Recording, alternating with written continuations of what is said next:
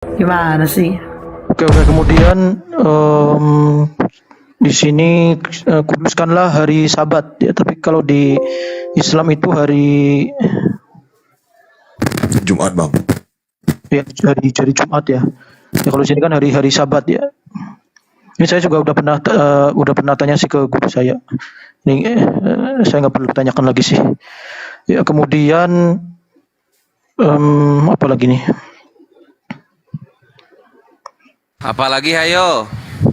Kemudian asyhadu an la ilaha illallah wa asyhadu anna Muhammadar Rasulullah. Ya Mbak siapa sih namanya ini? Mbak Blokir. Blokir. Blokir permanen. Blokir permanen. Aslinya Mbak Blokir ya. Ya, panggil Islam aja ada blokir. sodakoh. Di Islam ada sodakoh, di Yahudi ada zedakah. Hampir sama ya Bang ya. Hampir sama. Kemudian hormati ayahmu dan ibumu. Agatha beraninya ngintip-ngintip. Kalau berani lu naik sini Agatha, habis lu kena sama Bang Cuma. Oh ya kemudian yang ini Bang, yang penting itu jangan membunuh ya Bang ya. Ini juga agak rancu ya. Kenapa di sini tidak boleh membunuh, tetapi kenapa Bang Aliubi noise. Yesus ini kemudian dikorbankan untuk dibunuh untuk menjadi penebus dosa. Ini juga Ustaz Ali juga ngintip. menjadi agak rancu ya Bang ya. Coba baca Amsal 21 nomor 18.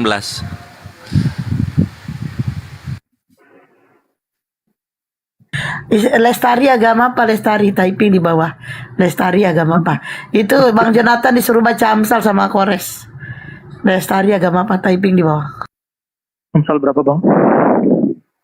Amsal 21 nomor 18.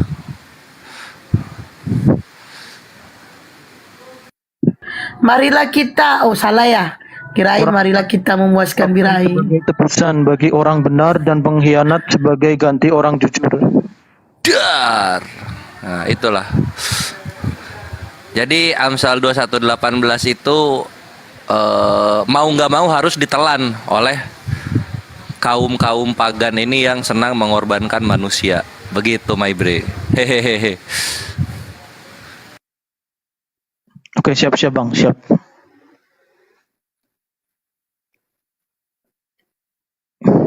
Mungkin gitu sih Bang, sudah jelas semuanya Bang, gitu ya. Ya, yang masih mengganjal ini yang aku tanyain itu yang belum dijawab. Yang masih mengganjal. Bukan mengganjal sih Bang, jadi lebih saya ingin menyelesaikan apa yang saya mulai dulu gitu loh Bang. Oh, oke.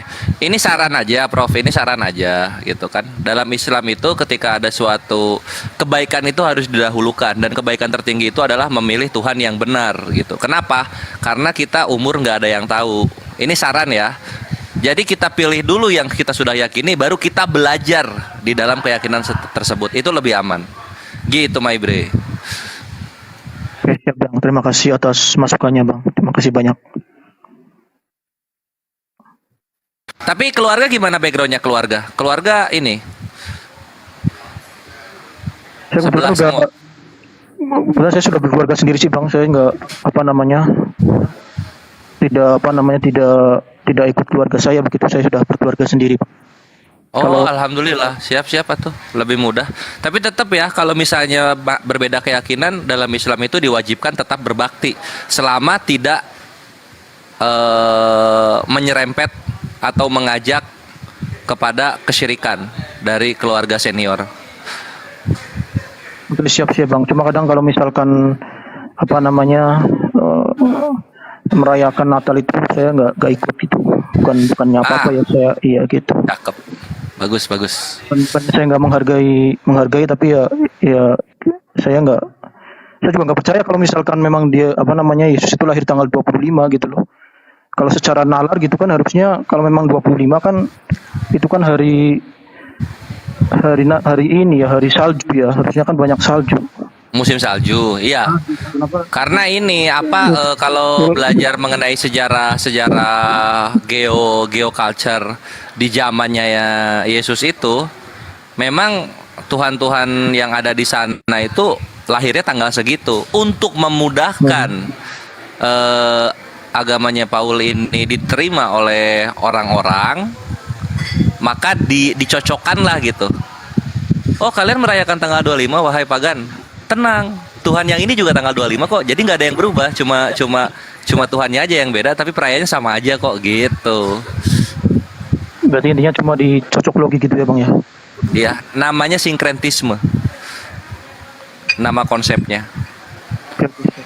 Terima banyak Bang masukannya Bang. Saya terima dengan sangat baik. Mungkin begitu Bang. Iya, oke kalau begitu. Saya izin turun dulu. Tapi boleh nambahin dikit nggak? Oh ya udah turun dah. Boleh apa nanti saya lihat di bawah aja nggak apa-apa. Saya masih menyimak cuma ya cuma Dia saya nggak mau sabar, dia mau ada kenyang. urusan gitu. Ayo dong, tanya Islam sepuasnya. Ayo tanya Islam sepuasnya. Siapa Ini tahu hari ini sekedar- dapat hidayah. Ya, Bang, jadi kan saya sebenarnya sudah punya guru. Jadi saya di sini itu cuma kadang itu greget aja sama orang-orang orang-orang ya, saudara saya yang Kristen itu penjelasannya itu muter-muter gitu loh. Seperti tadi Pak siapa itu tadi sebelumnya yang turun. Nanti Bukan, tidak sebelumnya lama lagi ada itu yang sebelumnya lagi ada itu siapa itu. Saya itu muter-muter yang nanti malam mau debat juga itu siapa pendeta.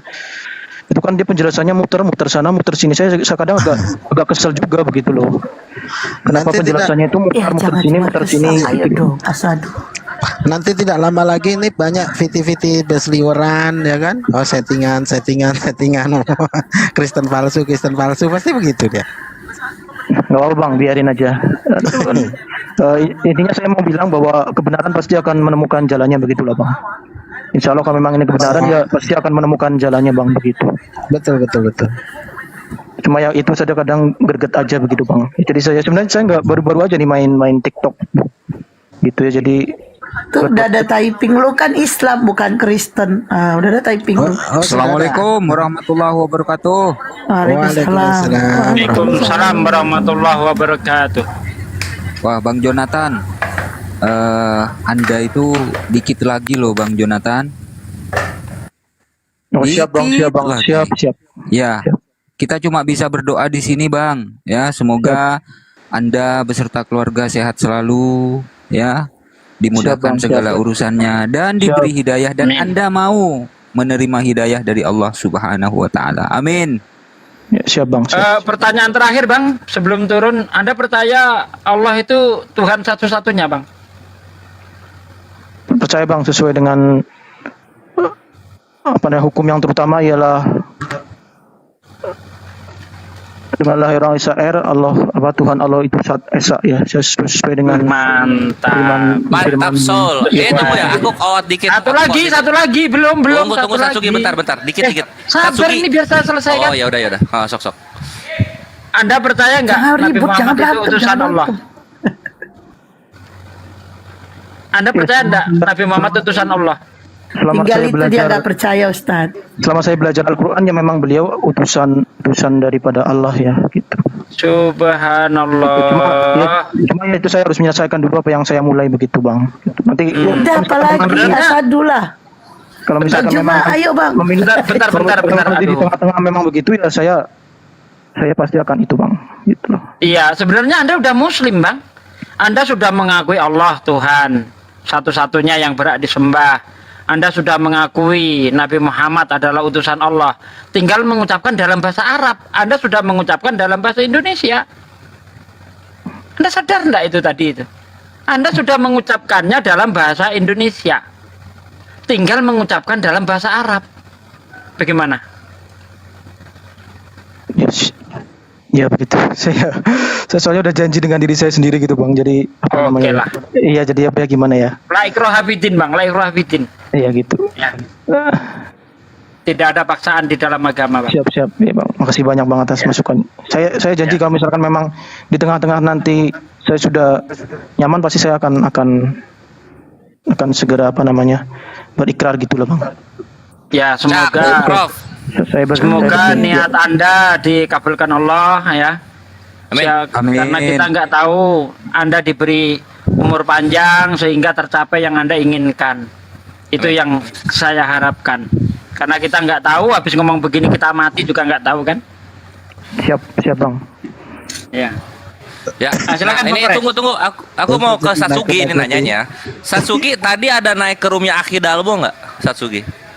Nggak ada. Nggak ada. Hari ini nggak ada sama sekali. Baru ini pertama kali naik. Wah, Kena. ada bunglon. Ada bunglon yang pakai ID Satsuki. Dapat gift Ini Pak banyak. De, Kalau saya nggak Dargo bersuara, kalau saya Ah. nggak bersuara jangan di-gip, karena tidak mungkin saya naik itu tidak bersuara kecuali Bang Juma masih nerangkan mungkin saya nggak bersuara, tapi kalau udah apa baru saya bersuara gitu. di situ tadi bagi-bagi paus Pak De. Saya juga dikasih paus. Memang Banyak yang dikasih paus tuh sampai puluhan ribu kan.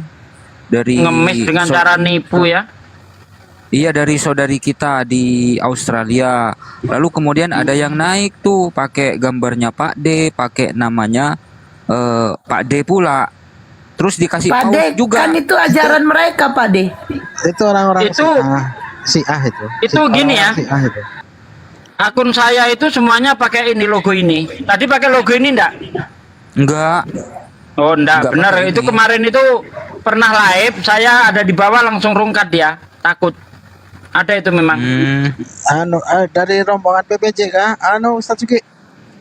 Iyalah, siapa lagi? Siapa lagi ya sudah. Pokoknya mereka ini tunggu saja pada masanya nanti rontok gigi mereka tuh. Coba tengok saja. Nantang api, terus nantang aswaja. Wah, asu katanya aswaja asu lah segala macam. Wah, luar biasa. Macam ho aja. Padahal bibir PPJ tuh, bibir atasnya sudah cut bray. Masih nantang betumbuk pula tuh. Suatu hari nanti pasti saya rontokkan giginya. Jikalau Allah berkehendak jumpa, saya rontokkan giginya itu. Biar tambah Itu saya. pakai anu juga itu, bawa nama JCC itu, karena saya lihat di situ ada tulisan grup JCC grup kalau nggak salah. Ya itu, makanya nanti jika lelah suatu hari nanti jumpa, itu saya bikin cut brace sekali bibir bawahnya itu biar apa seimbang gitu. Kan bibir atasnya tuh kan cut bray dia. Kalau macam celana zaman dulu itu apa namanya tuh? Cut bray gitulah. Nah, itu bibirnya tuh yang atas. Bibir PPJ itu. Makanya kita tengok saja nanti. Terima kasih Itu banyak. ada rekamannya enggak itu? Bisa dilaporkan itu karena melakukan penipuan itu. Terima kasih banyak saudara-saudara saya ya. Saya izin turun dulu. Saya nyimak dari Oh iya bawah Bang, saja. iya Bang. Ya, saya ada acara lain. Terima kasih banyak ya. Salam semuanya. Oke, Oh, teman-teman iya, Bang. agama Iya, Bang. Kristen yang mau diskusi silakan naik minta permintaan. Yang Kristen. Tuh Lestari masih ada di bawah Lestari. Silakan naik. Apa yang mau ditanya? Itu kalau nggak salah followernya udah 4 ribuan itu. Ugi Kristologi Pak De. Iya, minta permintaan ya agama Iya, iya. Kristen yang mau diskusi. Logonya beda dengan ini. Minta permintaan.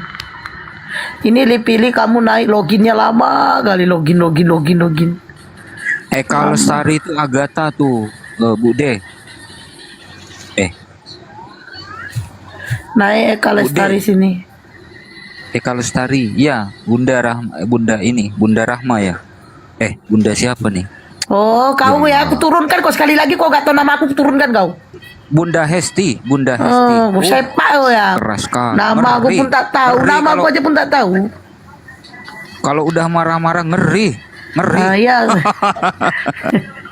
Naik Tredi Wijaya minta permintaan nanti sudah. Eka Lestari selamat siang. Selamat sore. Sore Kak.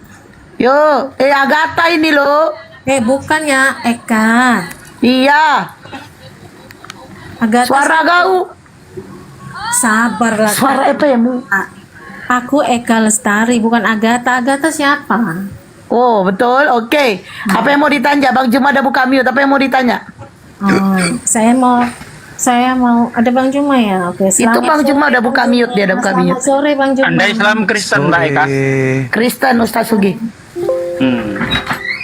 Saya mau mengatakan di sini bahwa Yesus itu adalah pribadi kedua dari Trinitas.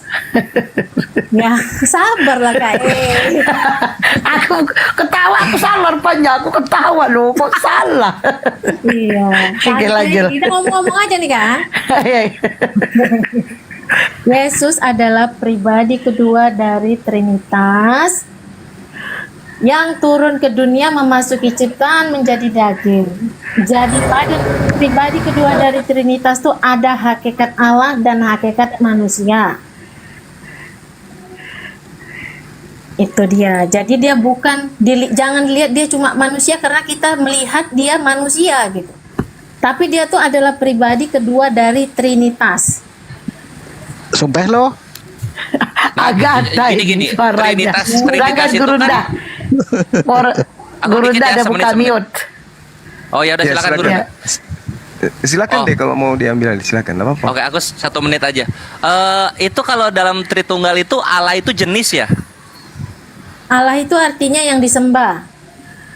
Allah itu yang disembah. Nah, yang disembah ini ada 3 ya? Yang disembah itu di dalam Kristen dikatakan bahwa Allah itu mempunyai 3 pribadi atau hipostasis. Oke, jadi Yaitu Allah Bapa. ada 3 pribadi yang disembah ya? 3 pribadi yang satu dalam zat hakikatnya. Nah, itu zat itu kan jenis jatuhnya kan? Jenisnya Enggak. tuh, zat dan hakikat Jenis. itu. Kok jenis? Zat itu adalah esensi. Jenis dari mana? Loh, wah, ini ngejiplak Islam ini. Gas Gurunda, silakan. Ada yang nelpon tuh Eka, diangkat dulu Mbak Eka. Halo, iya Beb, bentar ya Beb.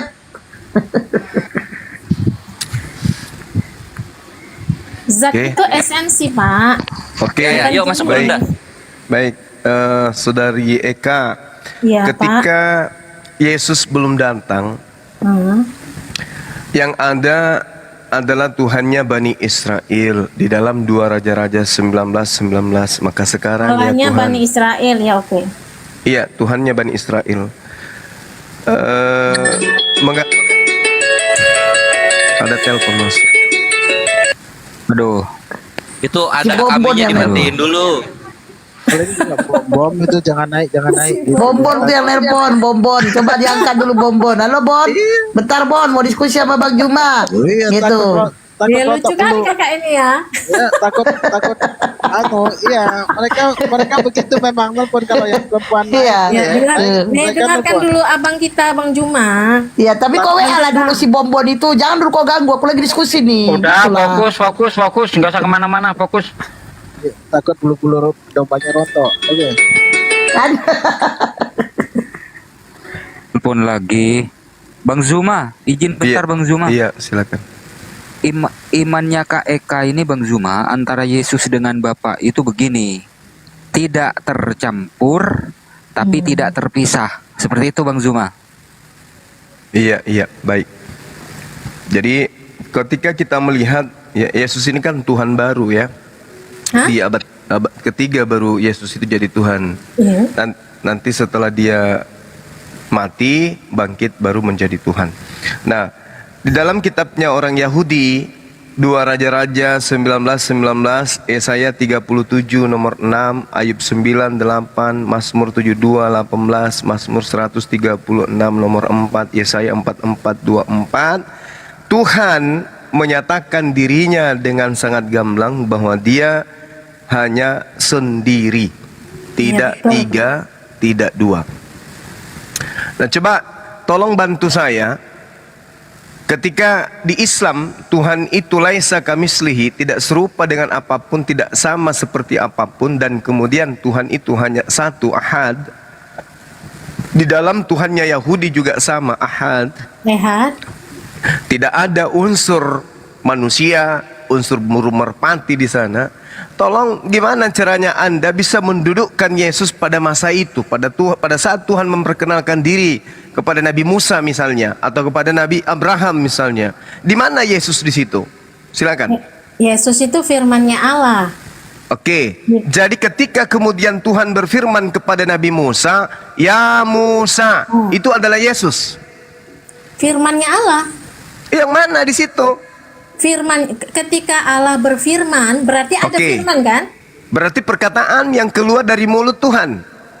Pikiran, perkataan, kekuatan Allah itu adalah firman Allah namanya. Yang saya tanya ini Yesusnya di situ apa? Yesus itu firman-Nya Allah. Yesus Allah firman-Nya berfirman- Allah. Maksudnya Bang, apa? Bang, Ide. Iya, iya. Ketika Maksudnya Allah ide.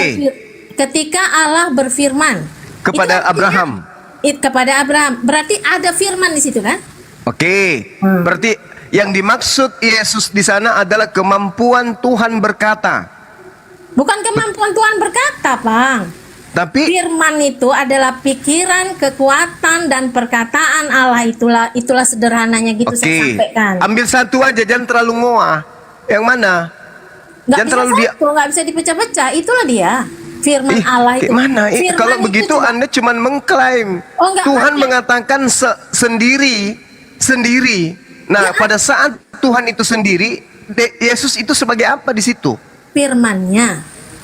Sebagai firman-Nya. Iya. Ketika Maksudnya Allah apa? Firman ini berfirman, apa?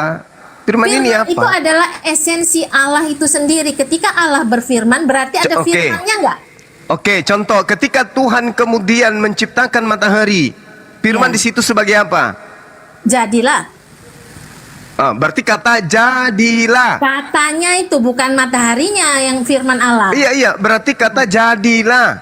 Iya. JADILAH. Misalnya Jadilah. kata Allah gini. Misalnya kata Allah, jadilah benda-benda terang. Nah, Nah, yang mana yang firman di situ? jadilah. Oke, perkataan berarti ya kan?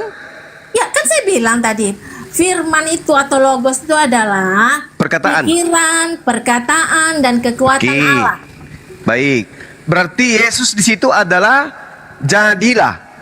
Perkataan Allah, iya. Perkataan Allah itu adalah esensi dari Allah itu sendiri. Oke, apakah itu Yesus? 2000 tahun yang lalu dia turun ke dunia, memasuki ciptaan dan dinamakan Yesus. Tunggu. JADILH. Apakah itu Yesus? Firman Allah itu kan. Itu bukan Yesus kan? 2000 tahun yang lalu dia turun ke dunia. Firman itu pribadi kedua dari Trinitas itu turun ke dunia. Oke. Sekarang ketika dia sendiri, saya mencari Yesus pada saat Tuhan itu sendiri. Yesus di mana? Allah itu apa pernah tanpa firman-Nya, saya tanya. Oke. Berarti yang Anda maksud Yesus itu adalah kemampuan berkata-kata yang ada pada Tuhan. Bukan Betul? kemampuan, Bang. Esensi dari Allah itu sendiri. Esensi dari Allah itu kan kemampuan Allah itu sendiri. Abilitas gitu. Yes. Ability gitu. Iya. Bukan ability. Aku ada, kata Allah kan. Aku adalah spirit. Allah adalah roh, katanya. Berarti dia punya esensi. Imaterial, tidak berbadan. Oke, saya ikuti iramanya. Saya ulang lagi. Ketika Tuhan berbicara kepada Abraham, Yesus di situ sebagai apa? Firman. Firman. Sampailah kemudian perintah Tuhan kepada Abraham. Di dalam Kejadian 22 misalnya, Yesus di situ sebagai apa? Firman. Firman. Yang mana itu? Apa yang mana? Yesusnya. Kita cari Yesus. Firman. Iya, firman ini apa? Firman ini apa? Firman itu esensi Allah. Ketika Oke, saya tanya lagi. Saya tanya lagi. Kejadian 22 kita ambil contoh. Setelah semuanya itu, Theos atau Elohim mencoba Abraham. Elohim berfirman kepadanya. Yesus di mana di sini? Berfirman itu berarti ada firman kan? Ya, ada perkataan. Iya. Ada perkataan. Jadi Yesus perkataan. Bukan perkataan, esensi. Leh. Di situ belum ada manusia. Halo Bang. Loh, Bang. Allah itu zat bukan? Allah itu sesuatu, ya. Sesuatu Hakikat. apa? Zat Hakikat. ya kan? Ada Ya. esensinya berarti kan? Iya. Firman itu perkataan Allah, pikiran Allah, kekuatan Allah, satu zatnya dengan Allah, tidak bisa dipisahkan. Tidak bisa dipisahkan. Oke. Ketika kemudian Tuhan berbicara kepada Gabriel, Iya. agar pembicaraan Gabriel disampaikan kepada Maria, apakah kemampuan berbicara Tuhan itu keluar dari Bukan dirinya? kemampuan berbicara, esensi Bang. Esensi Tuhan. Apakah esensi Tuhan keluar dari Tuhan? Terus, Ya itu pertanyaan saya. apakah firman Esensi Allah keluar Tuhan dari Allah? Gitu ya? Keluar dari Tuhan. Oke. Apakah firman Allah keluar dari Allah? Apakah esensi? Jangan pakai firman lagi. Loh. Apakah esensi? Oke, saya ikutin Abang. Gimana sih? Jadi Apakah Anda kan mengatakan Yesus itu adalah esensi, oke? Apakah firman itu adalah esensi? ya. Apakah esensi Tuhan keluar dari Tuhan ketika Iya. Tuhan berbicara kepada Gabriel? Jelas lah, namanya perkataan Allah keluar Iya. dari Allah tanpa pernah meninggalkan Allah. Gimana itu? Nah, itu dia. Itu dia gimana? Ketawa. Gimana Anda ini? Ketika Bapak kemudian aja. dengar, Coba, Bapak, ketika kemudian Tuhan berkata jadilah benda-benda penerang. Terus kosong terus firman sama Allah tuh nggak ada lagi gitu. Ya bukan. Jadi? Esensinya yang keluar atau hanya perkataan yang keluar? Saya bilang secara ontologikal zat dan hakikat Allah itu adalah satu. Pak. Oke, yang saya tanya ini hakikat, ini zat, ini esensi yang saya tanya. Ketika Tuhan berfirman, dengar. Ketika Tuhan berfirman, Abraham, lalu sahut Abraham, ya Elohim.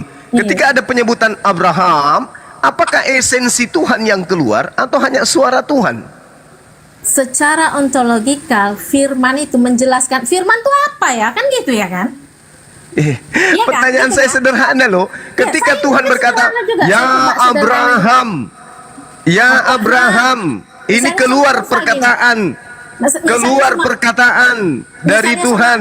Pertanyaan saya, apakah yang keluar ini esensi dari Tuhan itu sendiri? Firman itu adalah esensi Allah. Tidak. Yang saya tanya yang keluar dari Tuhan, yang keluar dari esensi Tuhan, berupa perkataan ya Abraham. Ya. Apakah yang keluar ya Abraham ini esensi Tuhan? Firman Allah yang keluar. Kalau abang tanya firman Allah itu apa? Firman gimana Allah itu ini adalah pakai esensi jurus dari mabuk? Allah itu.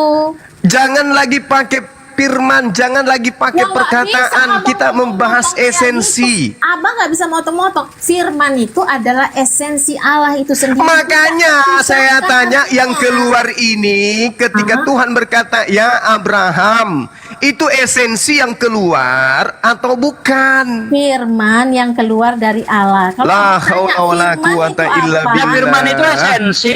Ditanyakan esensi kok bulat sih? Ya, bukan Katanya itu. firman Makanya esensi. orang makan makanan yang diharamkan. Yang keluar Firman dari esensi kan? Allah, firman itu kalau ditanya secara ontologikal, firman itu adalah zat Allah itu sendiri. Makanya saya tanya, ketika Tuhan berkata ya Abraham, apakah itu esensi, apakah itu zat Tuhan yang keluar, yang didengarkan oleh Abraham atau bukan? Pertanyaan abang tuh nggak nyambung, Bang. Coba ya, yang keluar dari Allah adalah firman-Nya. Kalau ditanya firman itu apa? Firman Apakah yang sifat keluar itu Allah? zat, firman yang keluar itu, firman yang keluar itu, firman yang keluar itu zat atau bukan? Saya gini ya, Bang ya. Firman itu adalah zat. Dia bukan sifat. Bukan sifat, dia adalah esensi Allah itu Firman sendiri. itu adalah zat. Firman itu adalah zat atau esensi Allah itu sendiri. Allah itu adalah satu zat hakikatnya. Nggak terpisah-pisah, Bang. Oh, Bang Jadi Zuma kemana? Firman itu bukan sifat, dia adalah esensi dari Allah itu sendiri.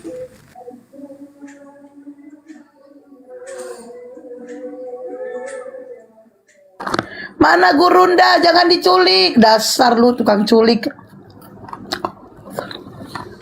Iya, menurut Anda tadi kan firman itu esensi, zat. Maka Bang Juma itu tanya, ketika Tuhan itu berfirman, apakah zat itu keluar dari Tuhan?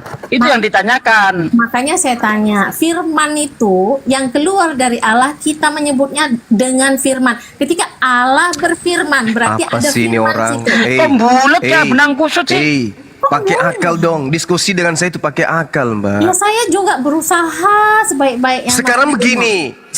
Anda mengatakan firman itu adalah zat. Iya. Habis itu berubah jadi esensi. Habis itu Loh, berubah zat itu kan hakikat. esensi Anda ini artinya, kan Bang. satukan aja dulu. Oke, Satu dulu. kita Tuhan pakai- kita itu pakai zat. ya. Tuhan Zat, itu oke. zat. Iya. Oke? Ya. Ketika Tuhan berkata, "Ya Abraham," ini yang keluar yang didengarkan Abraham, yang sampai di kupingnya itu zat Allah atau hanya suara yang keluar? Jawab. Bukan sifat Allah, tapi esensi Allah. Firman itu adalah esensi. Saya dari tidak Allah sedang itu minta sendiri. Anda menjelaskan firman itu apa. Kita sudah sampai ke final. Ya Tuhan udah, jadi yang itu keluar adalah itu- esensi. Yang keluar itu dinamakan dengan perkataan Allah. Perkataan. Nah, perkataan Allah apakah zat Allah? Iya benar, zat Allah itu. Berarti ketika ketika Tuhan mengatakan kepada Abraham, Abraham, berarti itu adalah zat Allah. Secara ontologikal, firman Allah itu adalah satu zatnya dengan Allah. Oke. Ketika jadilah matahari, yang mana yang zat di situ? Jadilah. Jadilah, baik. Berarti ketika kemudian matahari tercipta dari kata jadilah, mataharinya makhluk. Iya betul. Jadilah adalah zat. Zat Allah itu Oke. sendiri yaitu firman. Ketika Tuhan berkata hamillah Maria, yang mana yang firman di situ? Bahasanya nggak hamilah Maria gitu, apa bahasanya? Ya, perintah hamil. Ya, Hamillah Maria. apa itu? Apa ada bahasanya sendiri tuh, bahasa ayat Pada itu bulan ke-6 Gabriel datang menyampaikan firman Tuhan. Allah. Tuhan ingin engkau hamil, melahirkan seorang anak laki-laki, hendaklah engkau menamai dia Yesus. Yes. Perkataan-perkataan ini, apakah itu adalah zat? firman Allah. Apakah itu zat Allah? Ya, firman Allah merupakan zat Allah. Oke, itu adalah zat Allah. Iya. Yesus Yesus adalah pribadi kedua. bagaimana? Berarti dari matahari Trinitas. juga adalah pribadi. Oh ya enggak lah, pribadi itu ciptaan. Yesus adalah pribadi kedua dari Tadi Trinitas. katanya yang keluar perkataan. Dengar dulu saya Bang Juma yang baik, dengar dulu saya. Ya, Dari ya, ya, pertama silakan, saya udah silakan. bilang Yesus itu adalah pribadi kedua dari Trinitas Oke. yang belum Oke. siap Bang, yang berinkarnasi masuk ke dalam ciptaan. Jadi Oke. pada pribadi kedua dari Trinitas Oke. ada dua hakikat, yaitu hakikat Oke. Allah dan Oke, hakikat baik. manusia. Oke, baik. Sekarang Tuhan sebelum ada Yesus berapa pribadi? Ya tetap tiga kan, kekal. Tuhan Allah itu kan kekal, nggak berubah. Hah? Jadi Tuhan itu 3. Bukan Tuhannya tiga, satu zat hakikat dengan Allah. Satu zat hakikat dengan Allah. Satu Oke. zat hakikat itu artinya Oke, Allah yang satu. oke, baik, saya ikuti. Sekarang ketika Anda berkata pada saat Tuhan sendiri, Yesus itu sebagai apa? Firman. Firman. Sebelum kemudian Yesus ini menjadi manusia, Yesus ini ada atau tidak? Adalah preeksisten, ada di dalam Ada. kekekalan. Apakah dia manusia? Firman Allah yang firman Apakah Allah. dia manusia? Bukanlah, mana? Bukan manusia. Dalam kekekalan. Berarti firman yang bersama dengan zat Allah itu bukan manusia. Oke? Ya betul. Oke. Yesus manusia atau bukan?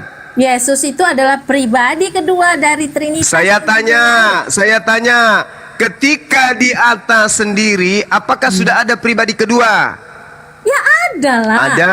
Berarti di situ ada pribadi pertama, pribadi kedua, pribadi ketiga. Ya, oke. Oke.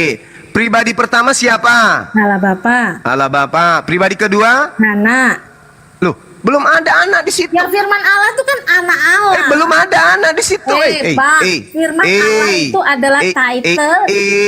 Anak Allah itu adalah title dari firman Allah. Karena Sekali-sekali pakai akal. Coba, pada saat ada 3 pribadi, apakah ada anak di situ? anak itu adalah firman Allah. Dikatakan anak karena keluar Sejak dari kapan? Allah. Sejak kapan firman disebut anak? Sejak kapan? Ya bacalah di Alkitab, kan abang guru. Sejak kapan? Makanya saya tanya, sejak kapan? Sejak kapan? Sejak kapan firman Sejak Allah di dalam disebut? kekekalan. Sejak kapan firman kalam saat? Kalam bukan firman ya. Kalam itu speech of God. Oke, Tulis dia. oke, baik, saya ikutin. Pada saat kemudian ada 3 pribadi yang Anda sebutkan, diantaranya adalah firman perkataan Iya. melekat pada diri Tuhan. Apakah 1. anak di situ sudah ada?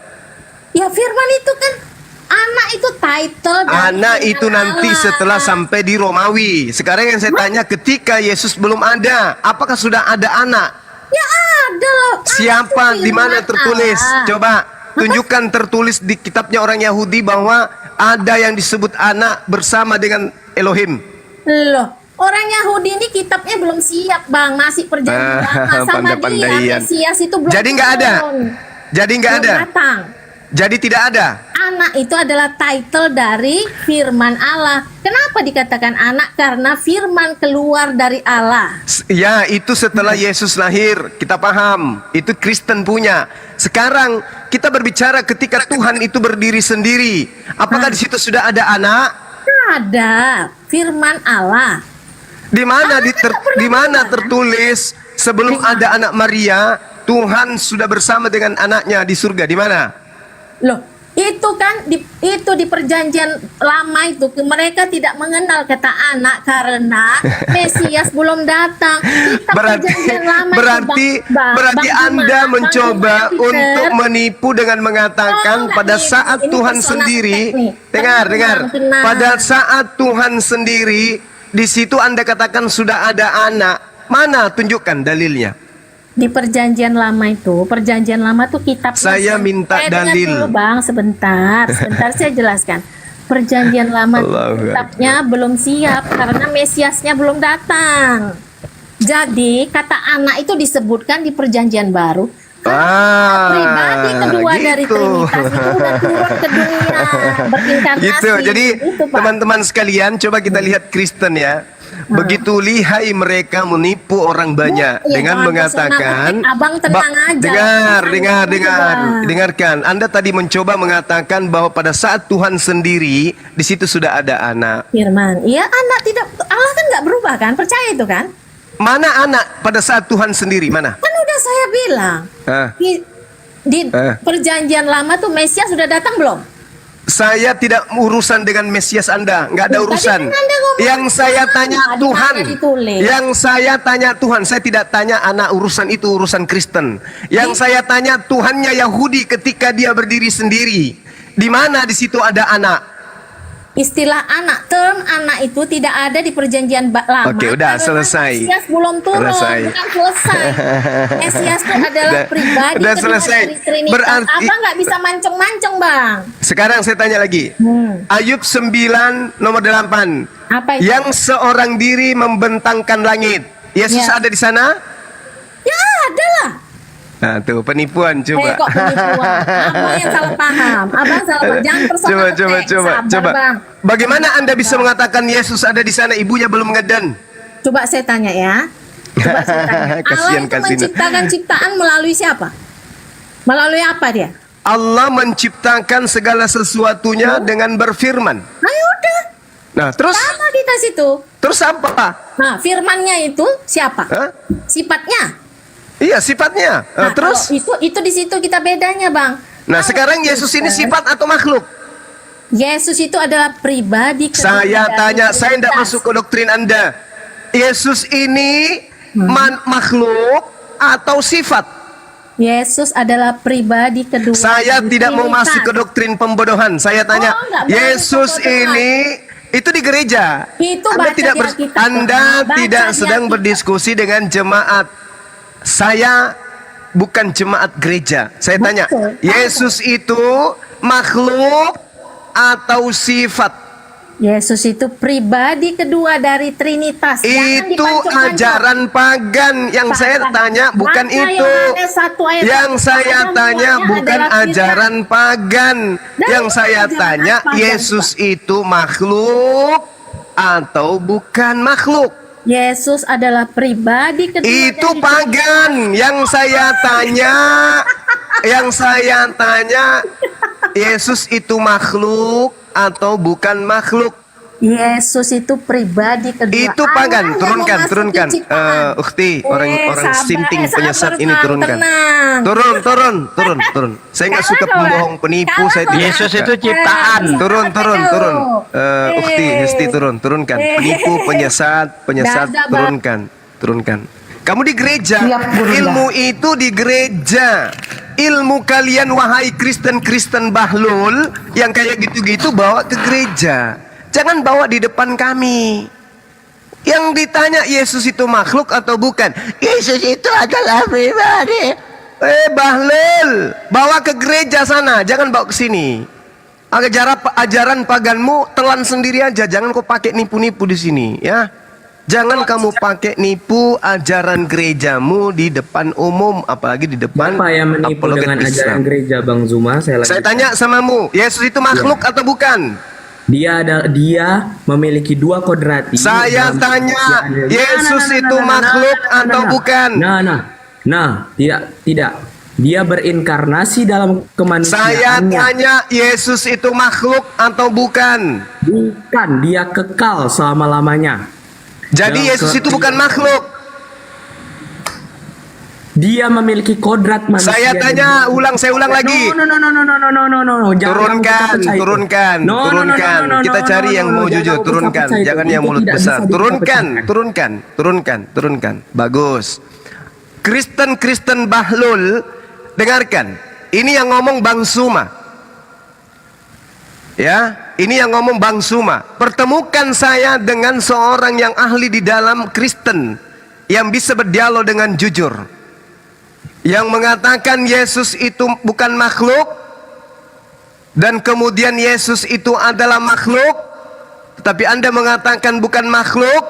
Itu berarti Anda tidak waras. Otak Anda tidak sedang baik-baik saja. Oke? Paham? Paham ya, Oten, Bahlul? Siapa bilang Yesus itu bukan makhluk? Nih, tak kasih data ya, biar kalian itu punya sedikit pengetahuan yang baik tentang Yesus. Di dalam 1 Korintus 15 nomor 48, makhluk-makhluk alamiah sama dengan dia yang berasal dari debu tanah, dan makhluk-makhluk surgawi sama dengan Yesus yang berasal dari surga. Saya ulang lagi. Makhluk-makhluk surgawi sama dengan Yesus yang berasal dari surga. Berarti Yesus sama dengan makhluk. Jangan coba nipu-nipu di sini, ya. 3.600 orang memandang. Jangan kalian tipu dengan mengatakan Yesus bukan makhluk. Yesus makhluk. Dalilnya 1 Korintus 15:48. Kalau Anda ingin berdiskusi dengan jujur, silakan naik. Silakan yang lain. Itu ada Pio Bang Zuma. Muslim kayaknya nih. Assalamualaikum. Waalaikumsalam. Waalaikumsalam warahmatullahi. Pio Kristen. Saya Muslim. Oh Muslim ya. Cuma nyimak aja, iya. Baru nyimak. Maaf ya, dibawa dulu ya, ada Kristen Tanai. Salam kenal ya Pio.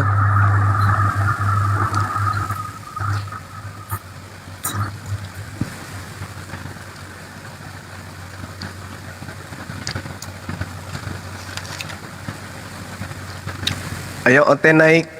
Buktikan Yesus bukan makhluk. Kuculuk.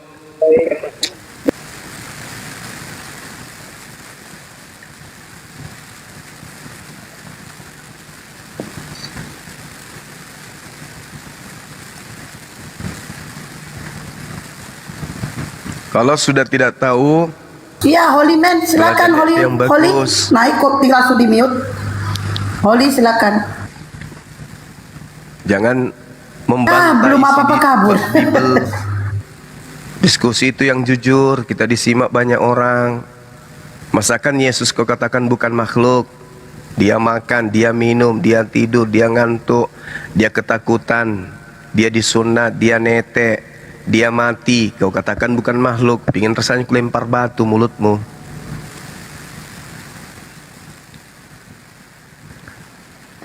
Jujur napa? Supaya dapat hidayah. Yesus bukan makhluk, tapi dia nenen.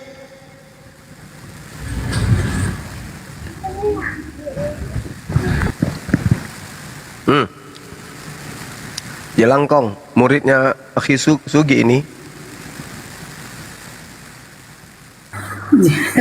Jelangkong, apa yang mau ditanya Jelangkong?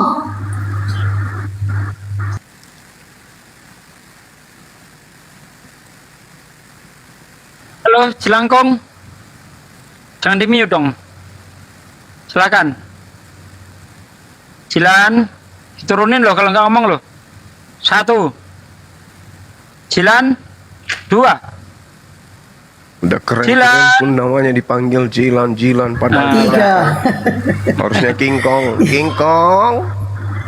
Ya agama Kristen yang mau diskusi silakan naik. Kristen. Yang agama Kristen yang mau diskusi silakan naik minta permintaan.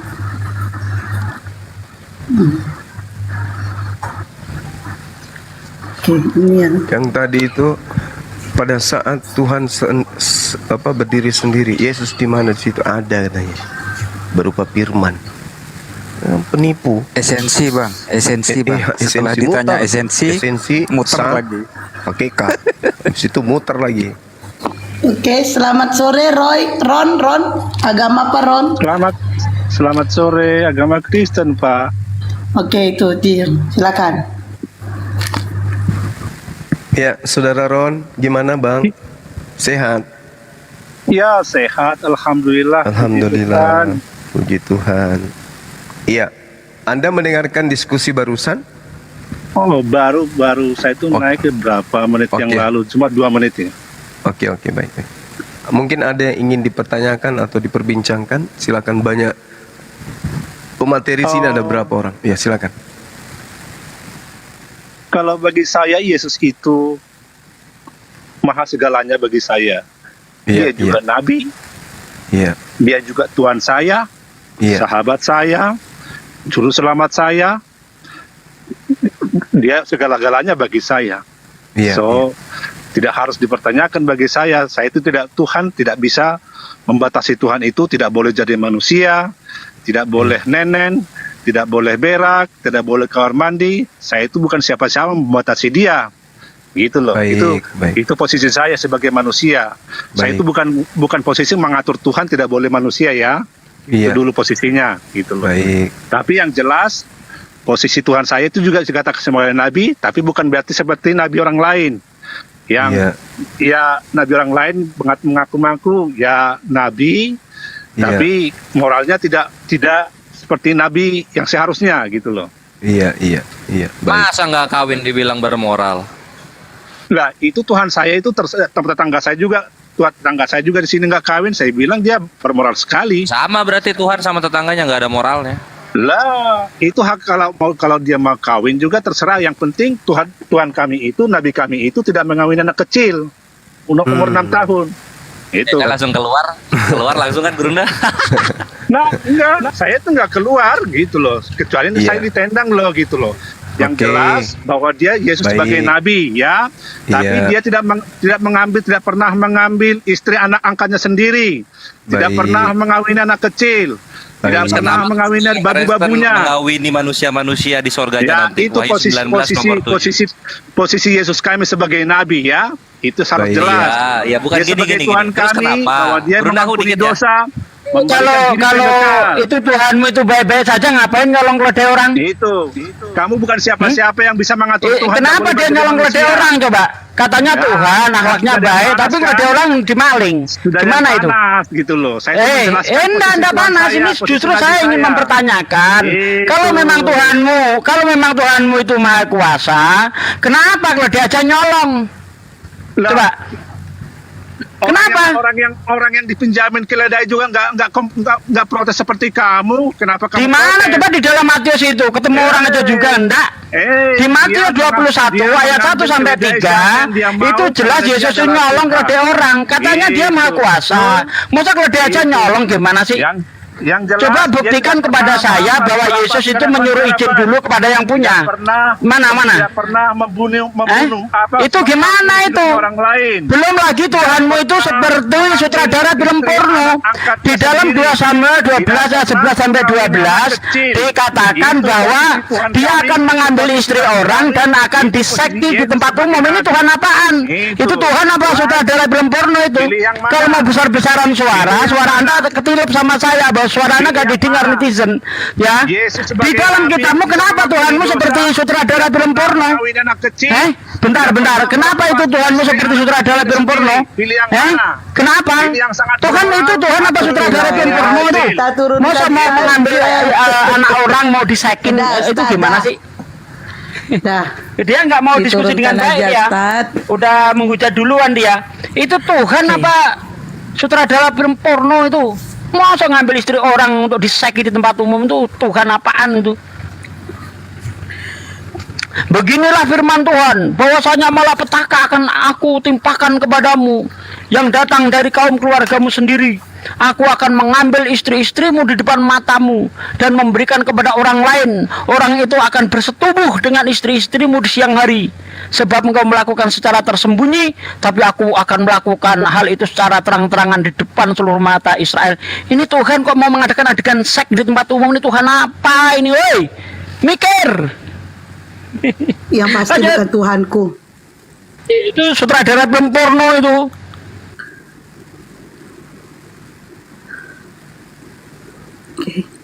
Yang agama Kristen yang mau diskusi, makanya kalian diskusi baik-baik. Maha kuasa apanya kalau dia aja nyolong, masuk maha kuasa.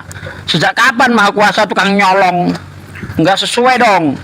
Kalau dia maha kuasa itu langsung jadilah kalau deh. Jadi ini enggak suruh nyolong kalau dia orang dulu. Ini Tuhan apa? Ya benar tuh Ustaz Sugi. Kalau maha kuasa masa netek ya Ustaz ya? Waktu kelaparan juga nyolong gandum dia di hari Sabat. Ya mau naik baik-baik, ngomong baik-baik teman. Ayo. Kelaparan nyolong gandum orang. Ini Tuhan maha kuasa gitu. Astagfirullahaladzim. Kalau kau nggak menghujat, saya nggak menghujat bos. Ya saya tenang. Tapi kalau sudah kayak gitu, rasain. Semua orang Kristen panas-panas, nggak masalah saya. Ya. Tuhan minta cewek. Nah itu kan apa ini coba? Tuhan bilang ke 31 ayat 17 sampai 40 itu. Ini Tuhan kok minta cewek, dapat yang milih yang perawan lagi. Yang enggak perawan enggak mau, dia harus dibunuh, yang enggak perawan bunuh. Ya kan? Nah, yang perawan dia dapat jatah 32 orang. Yang benar Pak De, masa Tuhan minta cewek? Iya, Tuhan minta cewek 32 orang coba. Bayangin. Apa itu namanya? Pak De salah baca Pak De. Jatah yang mau rampasan diskusi perang silakan itu. naik minta permintaan. Minta jatah rampasan perang. Jadi kalau cerita mau hujan-hujatan ya kami membalasnya lebih sakit karena menurut perjanjian lama maupun perjanjian baru ya Tuhan kalian itu juga tidak ini cabul begitu ya. Kenapa? Di dalam perjanjian lama dia menggauli Sarah ya melakukan kepada Sarah sehingga Sarah mengandung. Melakukan apa? Gitu ya. Nah, terus di dalam perjanjian baru pun ya yang konon katanya Roh Kudus itu adalah bagian dari Tuhan itu sendiri, dia melakukan kepada Maria yang dimana Maria itu jadi mengandung dan ketika ia mengandung pun dalam keadaan usia 10 tahun. Melakukan apa, Bang? Melakukan apa, Bang? Melakukan apa? Ya kalau sudah melakukan itu ya kau anu sendirilah. Pikirkan aja melakukan itu gimana.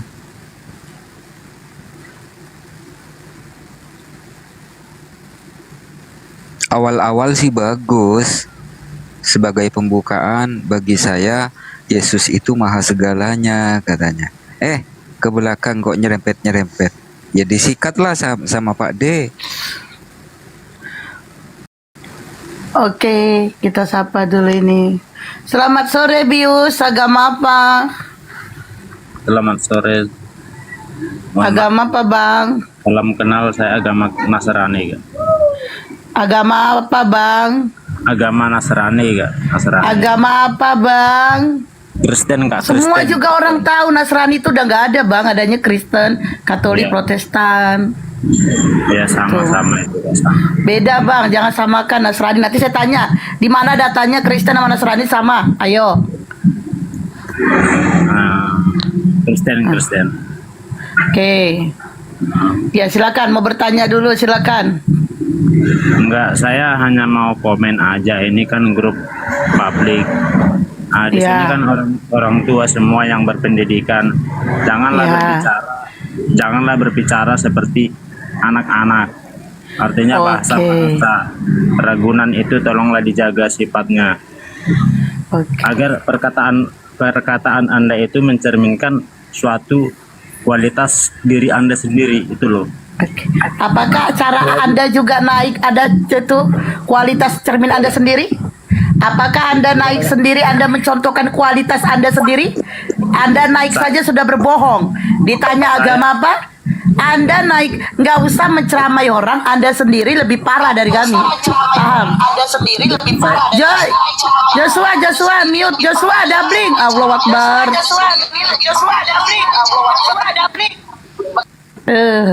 Joshua dabling pula. Naik aja udah berbohong. Perasaan tadi nggak ada kita ngomong binatang-binatang ya, nggak ada.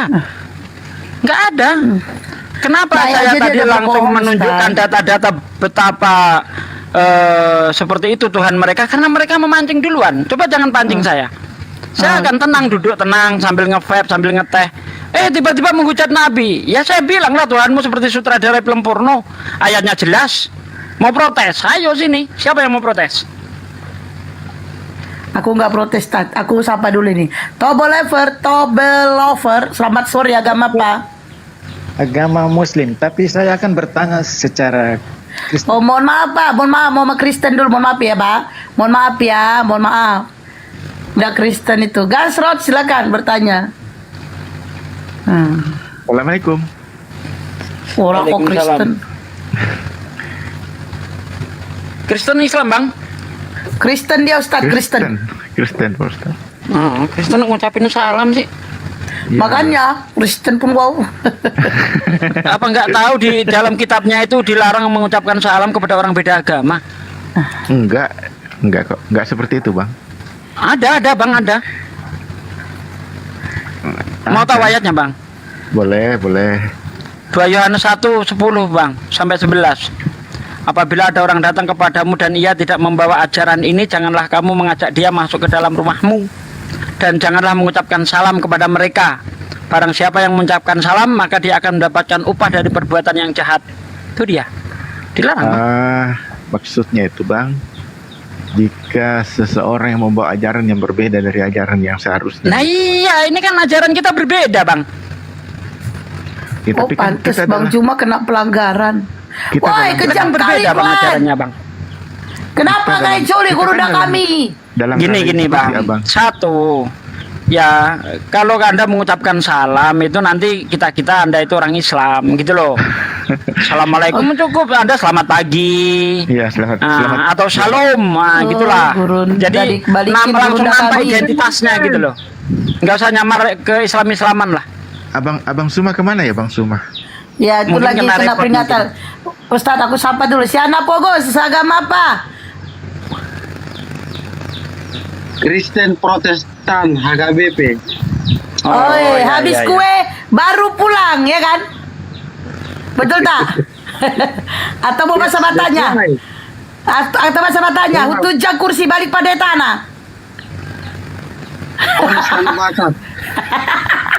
Kan AKBP, hutujang kursi balik pada tanah. Pokoknya HKBP terdepan. Silakan. Kayak Yamaha aja. Emang Yamaha. Om lah kalian. Mbak gajah on cam dia, oi. Oke, oh. Yang setahu saya yang selalu terdepan itu Yamaha, Bang. Bang Juma dicari nama si Grass, Bang Juma. Grass Road. Gak ada yang mungkin. Alah. Bang Juma dicariin Grass Road. Apa saja yang dibahas ini kakak abang-abang? Ya, Anda mau bahas apa, Bang? Silakan.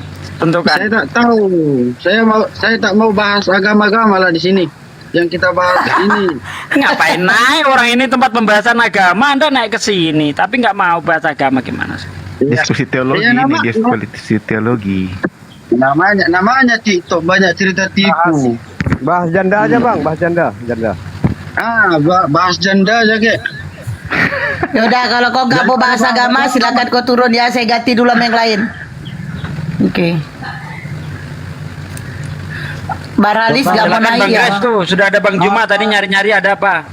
Coba Silakan. bahasa janda-janda itu dihilangkan. Tidak berkesesuaian rasanya. Saya dengar risih. Agama Kristen Iya, yang berdiskusi betul. silakan naik. Typing di bawah Betul, agamanya Bang Kristen. Mualaf. Kristen. Ya silakan Bang Grace. Apa yang mau dibahas? Masuk topik yuk. Abang aja. Saya hanya bisa menjawab semampu saya. Jangan saya suruh tanya, nanti Anda nggak bisa jawab, jangan. Saya bisa jawab, Bang. Hanya masalahnya sesuai dengan keinginan Abang atau tidak, itu yang jadi masalah. Gini aja Bang, Yesus Kristen atau Muslim gitu temanya. Gimana? Yesus Kristen atau Muslim gitu temanya gitu. Ya silakan Bang 400 dilanjut. Kalau saya, Anda yang bawa tema, Anda yang bertanggung jawab, jangan dikasihkan orang lain. Ya kan ada yang lebih berkompetensi. Silakan lah. Kan cuma usul doang. Lanjut. Bang Zumar, silakan. Bang Zumar.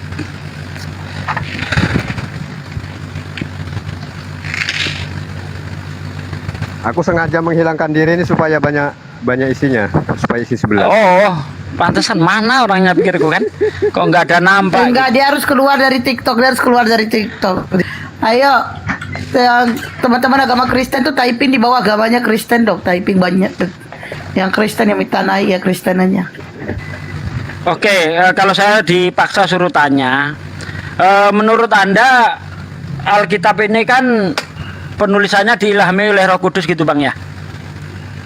yes, betul. Oh yes. Roh Kudusnya itu ada berapa Bang? 1, Abang. Oh 1. 1. Seharusnya kalau Roh Kudusnya itu 1, tentu yang diilhamkan sama begitu ya, nggak ada perbedaan gitu ya? Pemberi ilham 1, namun penulis beragam. Iya, tapi seharusnya kan bolehlah nulis itu dengan berbagai macam versi. Iya, tapi kan tetap saja tidak boleh ada pertentangan di dalamnya gitu kan? Iya, karena gini, kalau abang berpendapat begitu, saya memiliki pendapat bahwa setiap penulis itu memiliki latar belakang. Pertama geografis, waktu, budaya, zaman itu juga, gitu. Jadi beda-beda, gitu Bang. Iya, boleh-boleh saja. Ya. Misalnya ada suatu peristiwa, contoh yang kemarin terjadi di Timur Tengah kan. Misalnya Bang Esari, ada yang di menceritakan, bentar. Ini saya kasih contoh aja. Seperti yang terjadi kemarin itu, ada yang mengatakan terjadinya di hari Sabtu, ada yang mengatakan terjadinya di hari Jumat misalnya. Nah, apakah ini bisa dikatakan yang memberi informasi ini satu oknum? Bisa enggak dikatakan itu yang memberi informasi sama? Gimana? Ada yang mengatakan Sabtu, ada yang mengatakan Minggu, gimana Bang? Diulang. Iya, misalnya terjadinya penyerangan itu kan ada yang mengatakan Sabtu, ada yang mengatakan Minggu, itu kan kontradiksi bukan? Penyerangan di konteks Ya udahlah, nggak usah disebut itu, nanti rungkat pula rumnya. Yang lagi santer beritanya ini kan. Oh gitu. Nah, ya itu terjadi kontradiksi enggak? Misalnya ada yang mengatakan hari Minggu, ada yang mengatakan hari Jumat atau hari Sabtu gitu. Itu terjadi kontradiksi enggak? Saya harus melihat yang mengatakan hari Jumat itu siapa, yang mengatakan hari Sabtu itu siapa. Misalnya anggaplah ini yang memberi informasi ini cuma satu orang. Oh, kalau satu Tetapi orang yang disampaikan berbeda, bisa enggak seperti itu, Bang? Ya, kalau yang memberikan satu orang pernyataan, misalnya hari ini saya mengatakan kepada si A hari Jumat, kemudian hari ini juga saya mengatakan kepada si B hari Sabtu, ya kontradiktif Bang. Nah, kontradiksi, mantap, ya, setuju. Berbohong. Oke, sekarang kita masuk ke Alkitab. Oke. Di dalam Markus ya 11 ayat 12 sampai ayat 18. Di situ menurut Markus itu pengutukan pohon ara itu dilakukan setelah penyucian bait Allah. Ya. Markus 12 sampai ayat 15 sudah bisa diketahui itu. Keesokan harinya sesudah Yesus dan ke-12 muridnya meninggalkan Betania, Yesus merasa lapar. Dan dari jauh ia melihat pohon ara yang sudah berdaun. Ia mendekat untuk melihat kalau ia mendapatkan apa-apa pada pohon itu. Tetapi waktu tiba di situ ia tidak mendapatkan apa-apa selain daun-daun saja. Sebab memang bukan musim buah ara. Maka katanya kepada pohon itu, jangan lagi seorang pun makan buahmu selama-lamanya. Dan murid-muridnya pun mendengarnya. Lalu tibalah Yesus dan murid-muridnya di Yerusalem. Sesudah masuk ke bait Allah, mulailah ia mengusir orang-orang berjualan di halaman bait Allah. Jadi menurut Markus, pengutukan pohon ara dilakukan sebelum pengusiran atau penyucian bait Allah. Tetapi lihat menurut Matius 21 ayat 12 ya. Dari ayat 12, lalu Yesus masuk ke bait Allah dan mengusir semua orang yang berjual beli di halaman bait Allah. Ia membalikkan meja-meja penukar dan bangku-bangku pedagang merpati. Bla bla bla bla. Di ayat 18, pada pagi hari-hari dalam perjalanannya kembali ke kota, Yesus merasa lapar. Dekat jalan ia melihat pohon ara lalu pergi ke situ, tetapi ia tidak mendapat apa-apa pada pohon itu selain daun-daun saja. Katanya kepada pohon itu, engkau tidak akan berbuah lagi selama-lamanya, dan seketika itu juga keringlah pohon ara itu. Menurut Matius, penyucian bait Allah dilakukan setelah pengutukan pohon ara dilakukan setelah penyucian bait Allah. Menurut Markus, pengutukan pohon ara dilakukan sebelum penyucian bait Allah. Mana yang benar? Wah, mantap sekali abangku. Pertanyaan sulit ini. Memang. Iya, terima kasih. Makanya saya bilang Iya. saya jangan disuruh tanya, susah nanti. Bilang nggak percaya. Kalau menurut teologi kekristenan, Jangan berat-berat, Ustaz Sugi. Ringan-ringan saja. ini pasti ini keduanya benar. Keduanya benar. Ayo, yang Kristen yang bersekutu. Baik sebelum maupun setelahnya itu keduanya benar. Gitu. Jadi Markus melihat menempatkan konteks pengutukan ya. Konteks pengutukan pohon ara ini adalah simbolisme dari bait suci Allah yang tidak berbuah sebenarnya. Itu Gitu, saya ya. nggak menanyakan itu, Bang. Saya nggak menanyakan apa maksudnya pohon ara itu, Ada- enggak. ada Saya korelasi mempertanyakan, saya mempertanyakan itu peristiwanya itu kapan. Tadi Anda mengatakan ketika ada orang memberi satu informasi, tetapi waktu peristiwanya itu menjadi terjadi perbedaan, Anda bilang itu kontradiksi. Lah ini saya menemukan itu. Ya, menurut Matius itu sebelum penyucian bait Allah, menurut Markus pengutukan pohon ara sebelum penyucian bait Allah, menurut Matius sesudah penyucian bait Allah. Ini kontradiksi waktu, Bang. Jangan Anda bilang itu sama, tidak mungkin itu sama. Sebab apa? Sebelum dan sesudah itu artinya tetap beda.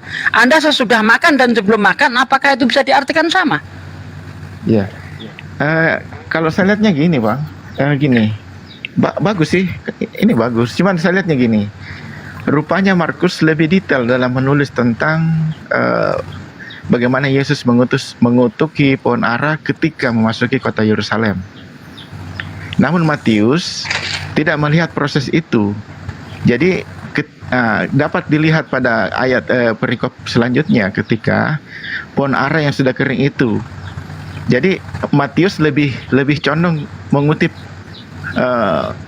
kejadian ketika mereka kembali melintas dari Yerusalem itu, dari Bait Allah itu, dan melihat pohon ara itu yang sudah kering. Jadi perbedaan ini aja, perbedaan penempatan kejadian sebenarnya. Jadi Matius Gini, Bang. Bentar. Kalau menurut Matius, ya, penyucian itu dilakukan setelah penyucian bait Allah dan pohon ara itu langsung kering. Tetapi menurut Markus, penyucian dilakukan sebelum penyucian bait Allah, lalu keesokan harinya melintas di situ lagi, daunnya baru kering.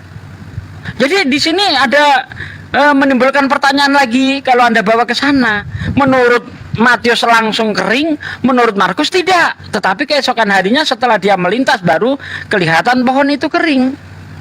Ini tidak bisa. Anda mau membenarkan gimana? Ini kontradiksi, Bang.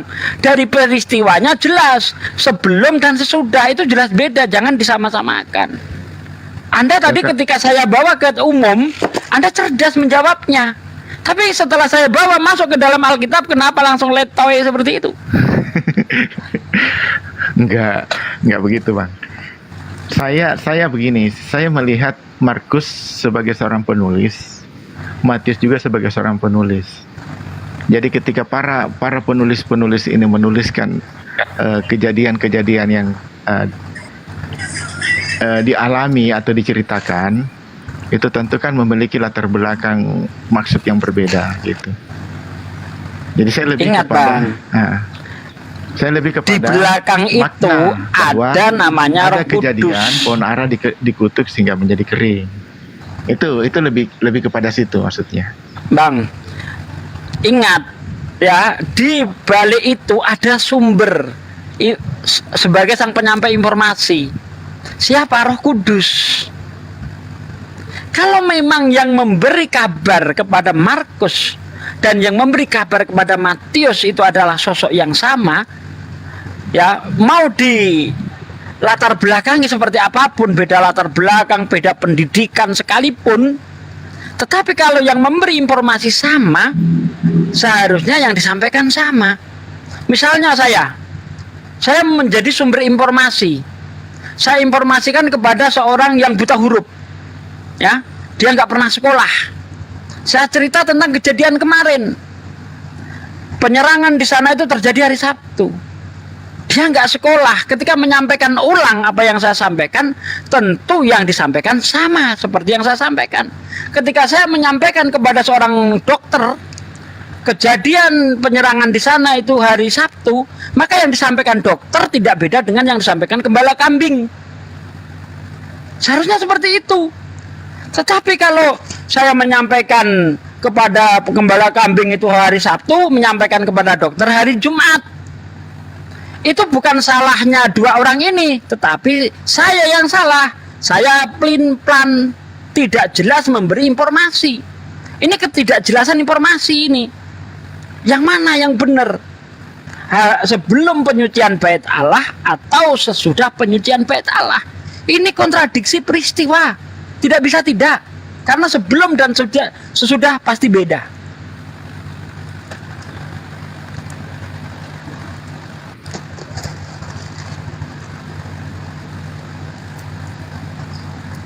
Bang Juma mau masuk, dipersilakan. Mana Bang Juma?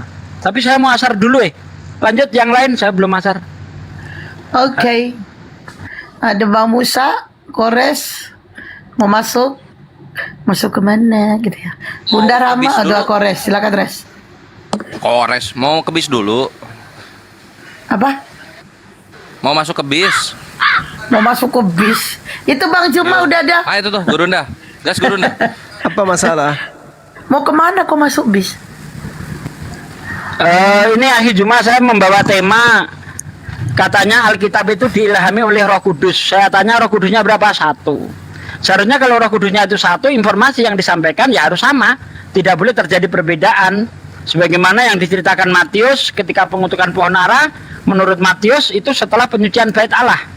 Menurut Markus 11 ayat 12 sampai ayat 18 dilakukan sebelum penyucian bait Allah. Mana yang benar? Itu temanya tadi. Oke, baik. Salahnya sendiri saya disuruh tanya. Iya, kalau sejatinya Roh Kudus itu kan artinya dia satu-satunya sumber, nggak boleh ada sumber lain kan gitu.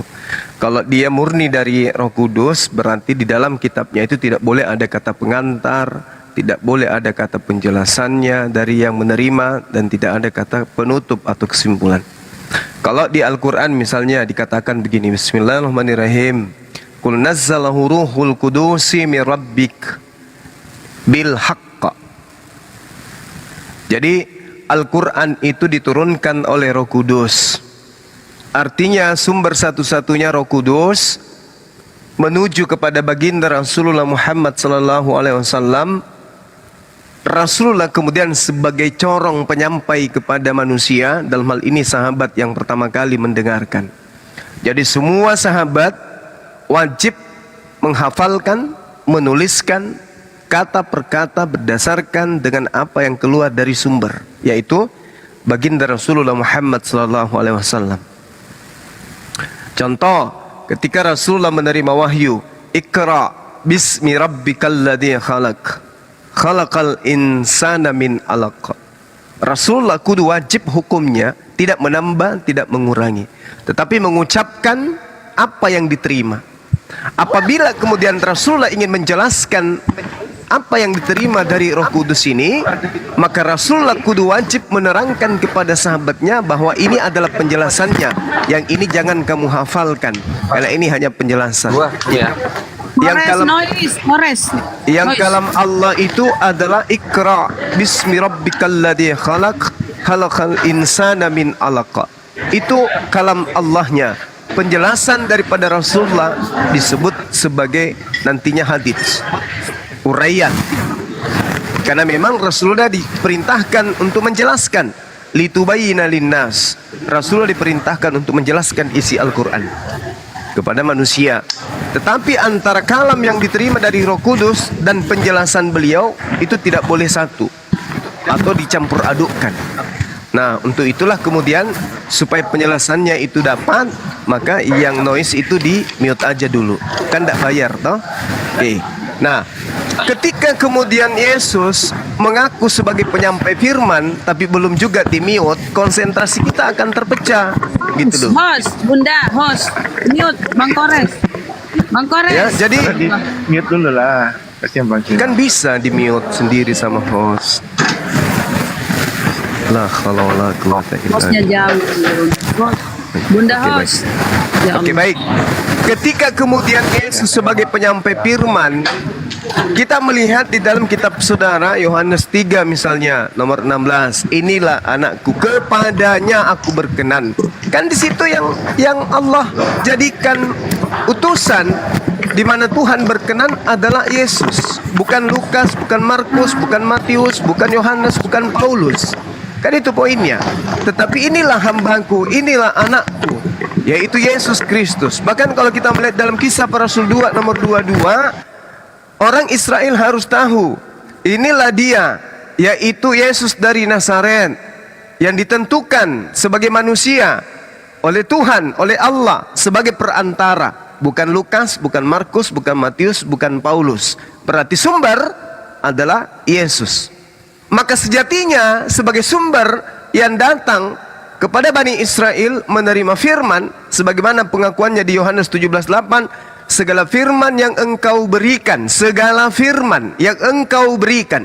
Berarti Yesus ini adalah penampung firman yang Tuhan berikan kepada dia sebagai penampung firman untuk kemudian dia sampaikan kepada murid-muridnya. Segala firman yang engkau berikan kepadaku telah aku sampaikan kepada mereka.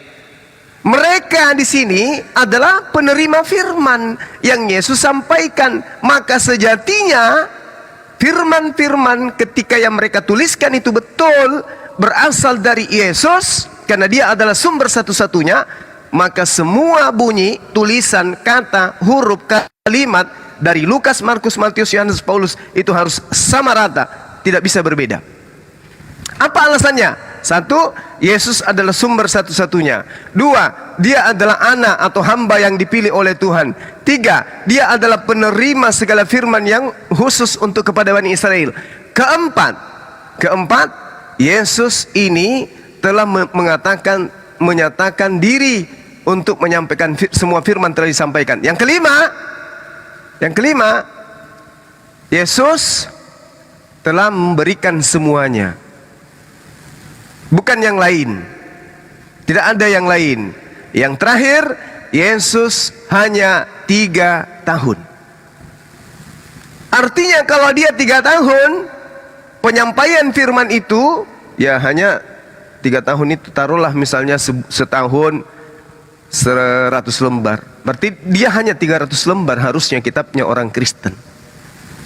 Karena Rasulullah Muhammad SAW 22 tahun lebih sikit di dalam menerima Al-Quran. Al-Quran cuma satu kitab, 22 tahun. Dan itu kontinu, pewahyuan kontinu, dihafalkan. Sahabat semuanya sama menuliskan. Tidak ada yang lebih, tidak ada yang kurang dalam arti kata setelah dibukukan dan dihafalkan. Nah, sedangkan yang kita lihat Paulus 14 kitab. Ini kapan dia terima 14 kitab ini kapan? Lawang Yesus cuma 3 tahun. Lukas juga ada berapa kitab itu? Kapan dia terima? Yohanes juga demikian, Petrus juga demikian, Matius juga demikian. Ini kapan mereka terima?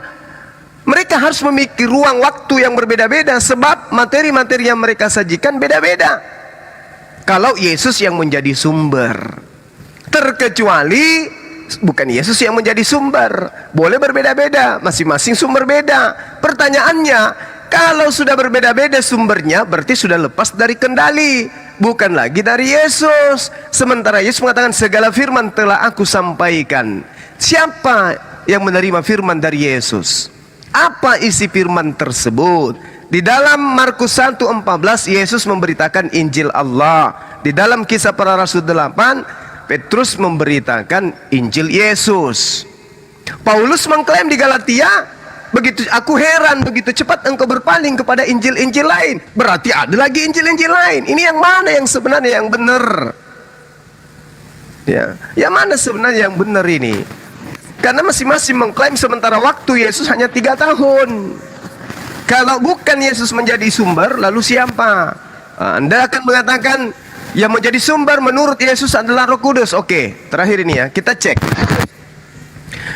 Sifat yang disifati oleh Roh Kudus menurut pengakuan Yesus adalah lebih baik kalau di-mute dulu, supaya selain kita mandi keringat ini, kita juga menyampaikan dengan nyaman, gitu ya.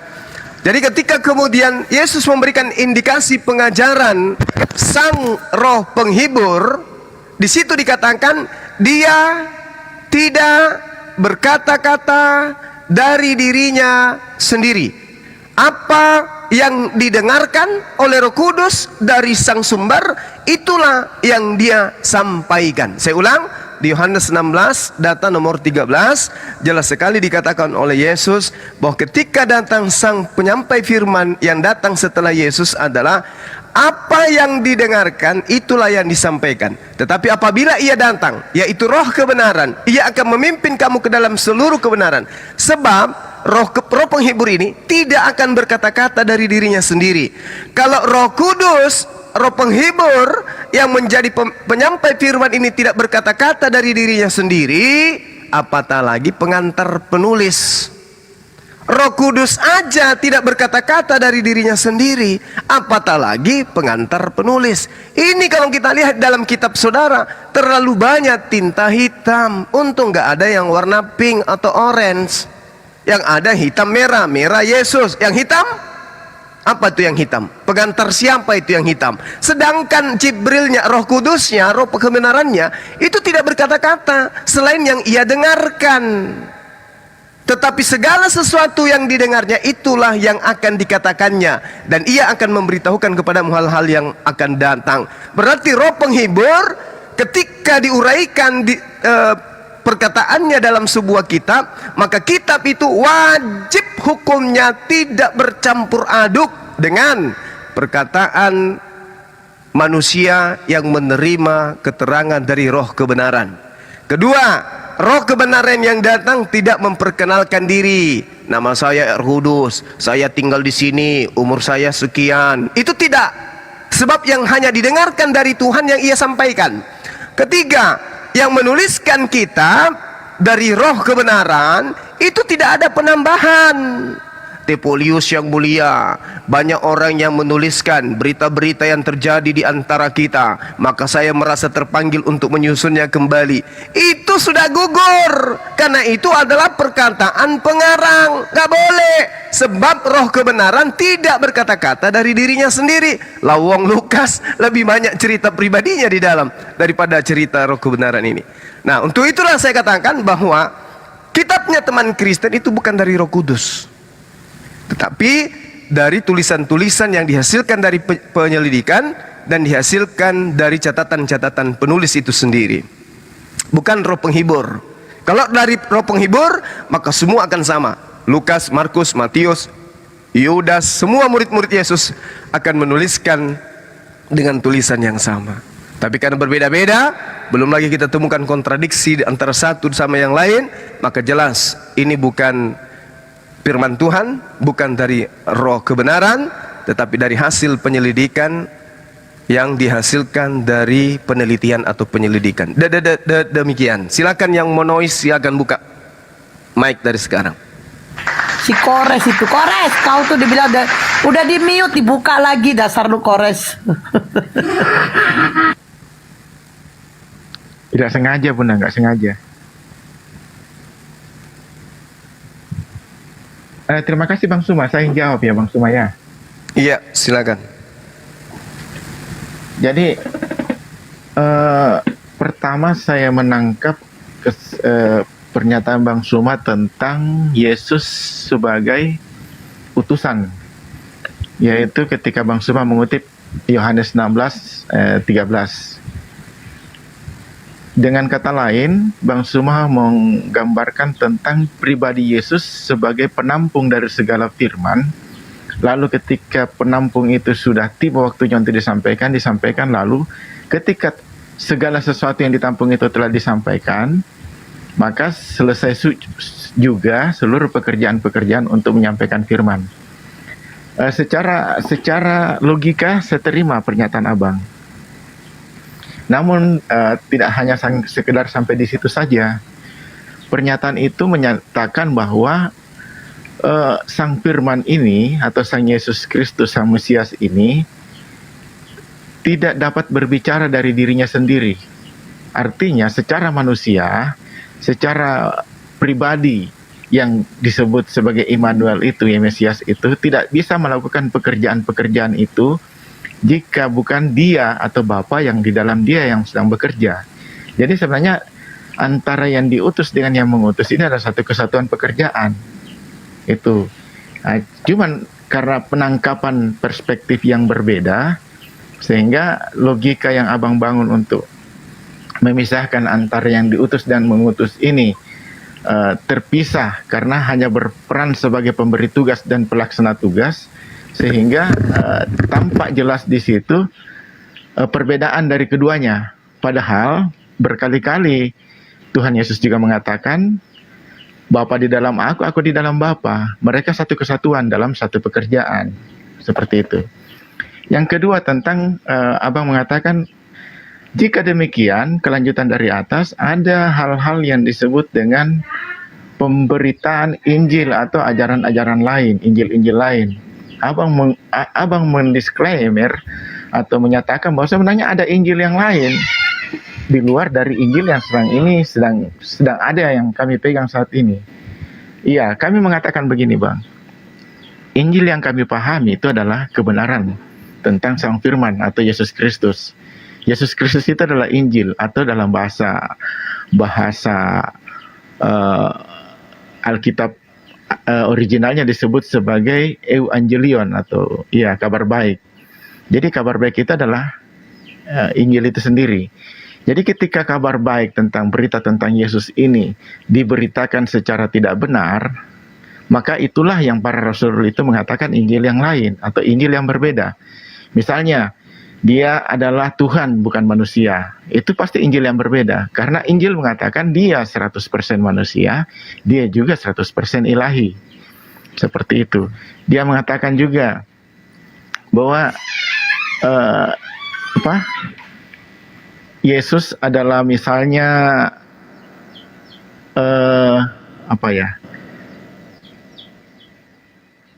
saya agak lupa tadi ini, kehilangan ini.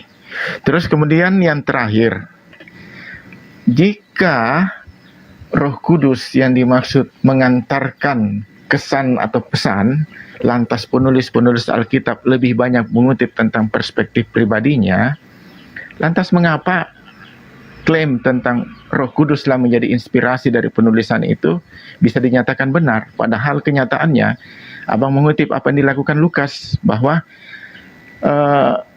Theophilus yang mulia, begitu banyak berita yang beredar di antara kita dan aku ingin menuliskannya secara teratur kepadamu.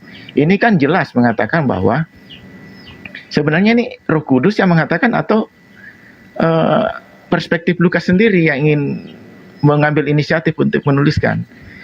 Sekali lagi, logika Abang benar. Namun ketika saya melihat dalam skema atau sketsa yang jauh lebih besar, landscape yang lebih utuh, maka saya melihat baik penulis Lukas, penulis Matius, dan seluruh penulis-penulis dalam kitab Perjanjian Baru, lalu saya proyeksikan pada apa yang tertulis dalam kitab Perjanjian Lama, maka saya akan menemukan satu kesatuan sketsa yang membentuk gambar yang utuh tentang karya keselamatan Allah pekerjaan ilahi, namun juga sangat kompleks di dalamnya. Sehingga hal-hal yang sangat rumit, sangat kompleks ini tidak mungkin dikerjakan oleh pribadi-pribadi yang terlepas dari satu rangkaian pekerjaan Roh Kudus. Nah, dalam hal inilah saya menerima bahwa inilah Roh Kudus yang sedang bekerja. Seperti itu, Bang. Terima kasih.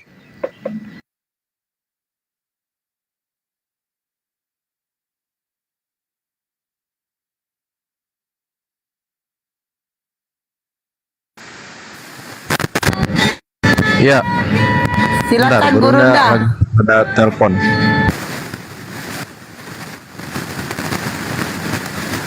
Oke, sambil Kores kamu. Kores.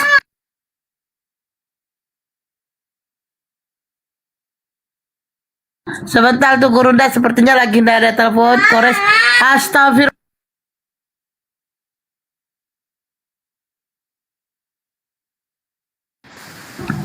Oke, mungkin sambil nunggu Gurunda, ada yang ini Bang Musa standby, Bang Aliubi standby.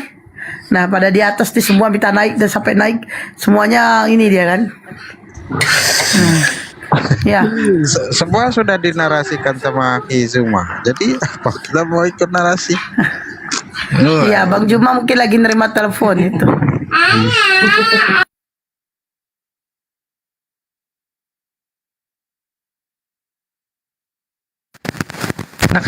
Anak aku itu yang ribut.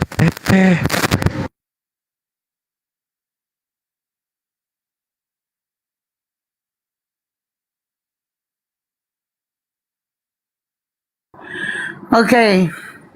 Bang Kores, kerja dong. Ya ini gak ada yang bisa berkata-kata ini jadinya nih. Aku juga nggak. Silakan Kores. Kores kamu itu loh noise tuh. Iya. Bukan deh. Suaramu nggak jelas tuh. Oke. Ya agama Kristen yang mau diskusi silakan naik minta permintaan. Ini prosmart. Oke, saya turunkan aja yang ini. Yang dipanggil-panggil gak ada suaranya. Saya mau tanya nih. Aduh, lagi makan, mohon maaf. Apa bedanya Roh Kudus dengan Roh Allah yang ada pada Yesus?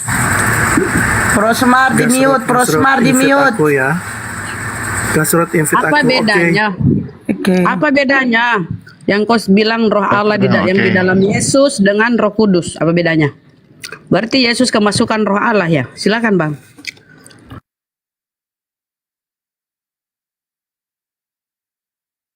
Nah, bisa diulang perbedaan Roh Kudus dengan Roh Allah yang ada di dalam. Apa bedanya Roh Kudus dengan Roh Allah yang di dalam Yesus? Kan kamu bilang Roh Allah itu di dalam Yesus, menyertai Yesus. Berarti apa bedanya? Roh Allah dengan Bunda Rama makan dulu dah. Tidak apa-apa, sambil makan Bunda ya. Nah, saya jawab Bunda. Kesalak Bunda. Iya. Iya, makasih Bunda Rahma pertanyaannya. Saya jawab. Di dalam kekristenan kami mengenal Allah itu adalah Allah Tritunggal. Allah Tritunggal, kalau bahasa yang sering saya dengar dari saudara-saudara saya yang Muslim yang sudah sangat pakar di bidang kekristenan menyebut sebagai una substantia, tres personae una substantia, artinya 3 persona dan 1 substansi. Jadi maksudnya adalah baik Roh Allah yang disebut Roh Kudus, baik Sang Firman atau Sang Logos yang disebut sebagai Mesias, baik Bapa, itu adalah satu kesatuan ilahi. Itulah sebut mengapa di dalam kekristenan tidak ada sama seperti Dia, karena Dia saja yang memiliki karakter kepribadian yang seperti itu. Dirinya tunggal tapi juga tidak bisa dihitung dalam jumlah. Seperti itu. Karena Dia tunggal, maka tidak bisa terhitung dalam jumlah. Namun, Dia juga disebut tidak terhingga dalam jumlah, tapi juga tunggal, karena Dia satu-satunya. Itulah kekristenan mengenal Allah, yang dikenal dalam keesaannya seperti itu. Bukan hanya sekedar sebagai jumlah angka 1, tetapi esa di dalam sifat kebesaran dan segala sesuatunya seperti itu. Begitu Bunda.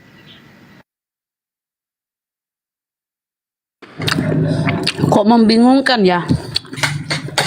Coba Anda baca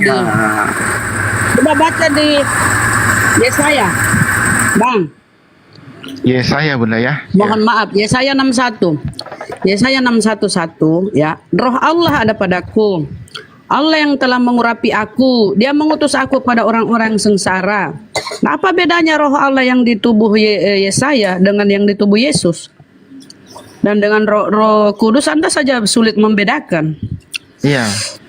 Jadi kalau Bunda Rahma bisa melihat bagaimana ketika kita perjanjian lama itu kembali dibaca oleh Tuhan Yesus ketika berada di dalam sinagoga, Dia mengatakan, Roh Allah ada padaku, oleh sebab itu aku memberitakan kabar baik dan seterusnya. Dan Dia tutup dengan satu pernyataan terakhir yang sangat luar biasa, yaitu Saya yang bilang itu bukan Yesus. Kenapa kau bilang Yesus? Mana di situ Yesus, Bang?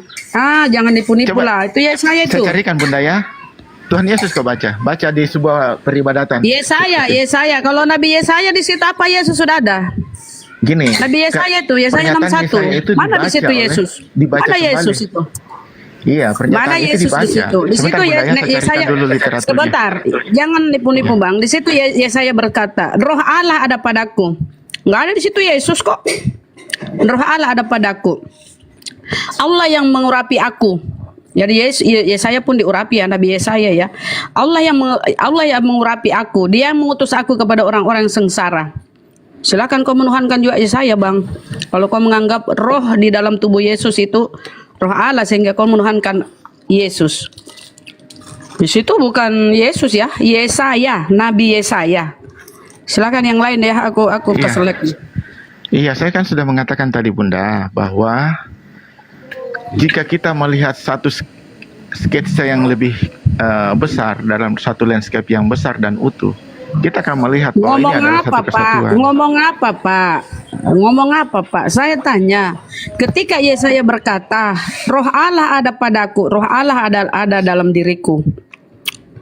Ya, Yesaya ngomong seperti itu ya, Roh Allah ada dalam diriku.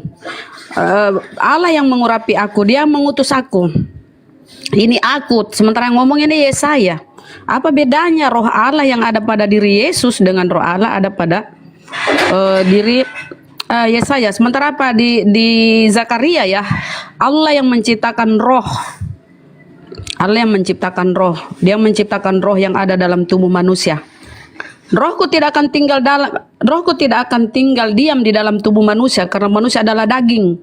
Umurnya hanya 120 tahun. Rohku, Allah yang berfirman di sana ya, Allah yang berkata, rohku tidak akan tinggal di dalam tubuh manusia karena manusia adalah daging dan umurnya hanya 120 tahun. Walaupun itu kita koreksi juga, banyak juga umur yang tinggi-tinggi ya. Jadi ini kalau kau berbicara roh harus cerdas.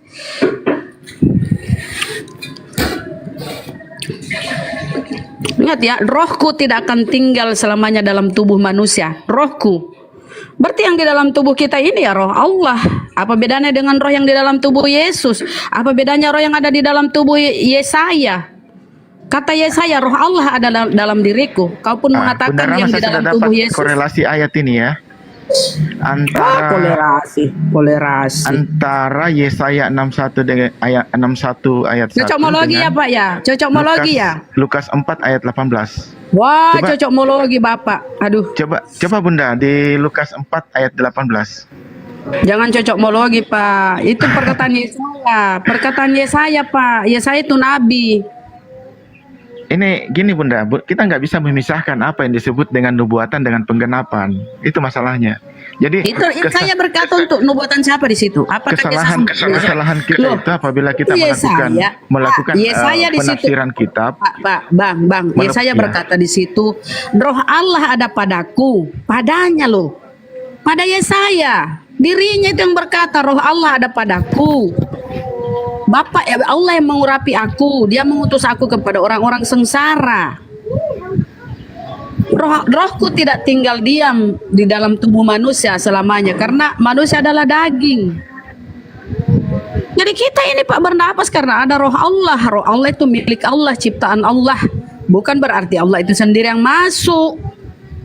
Itu Pak pemahamannya. Kalau Anda mengatakan yang masuk ke tubuh Yesus itu adalah roh Allah atau dia kemasukan roh Allah atau Allah itu sendiri ya. Semua kau jadikan Tuhan Pak.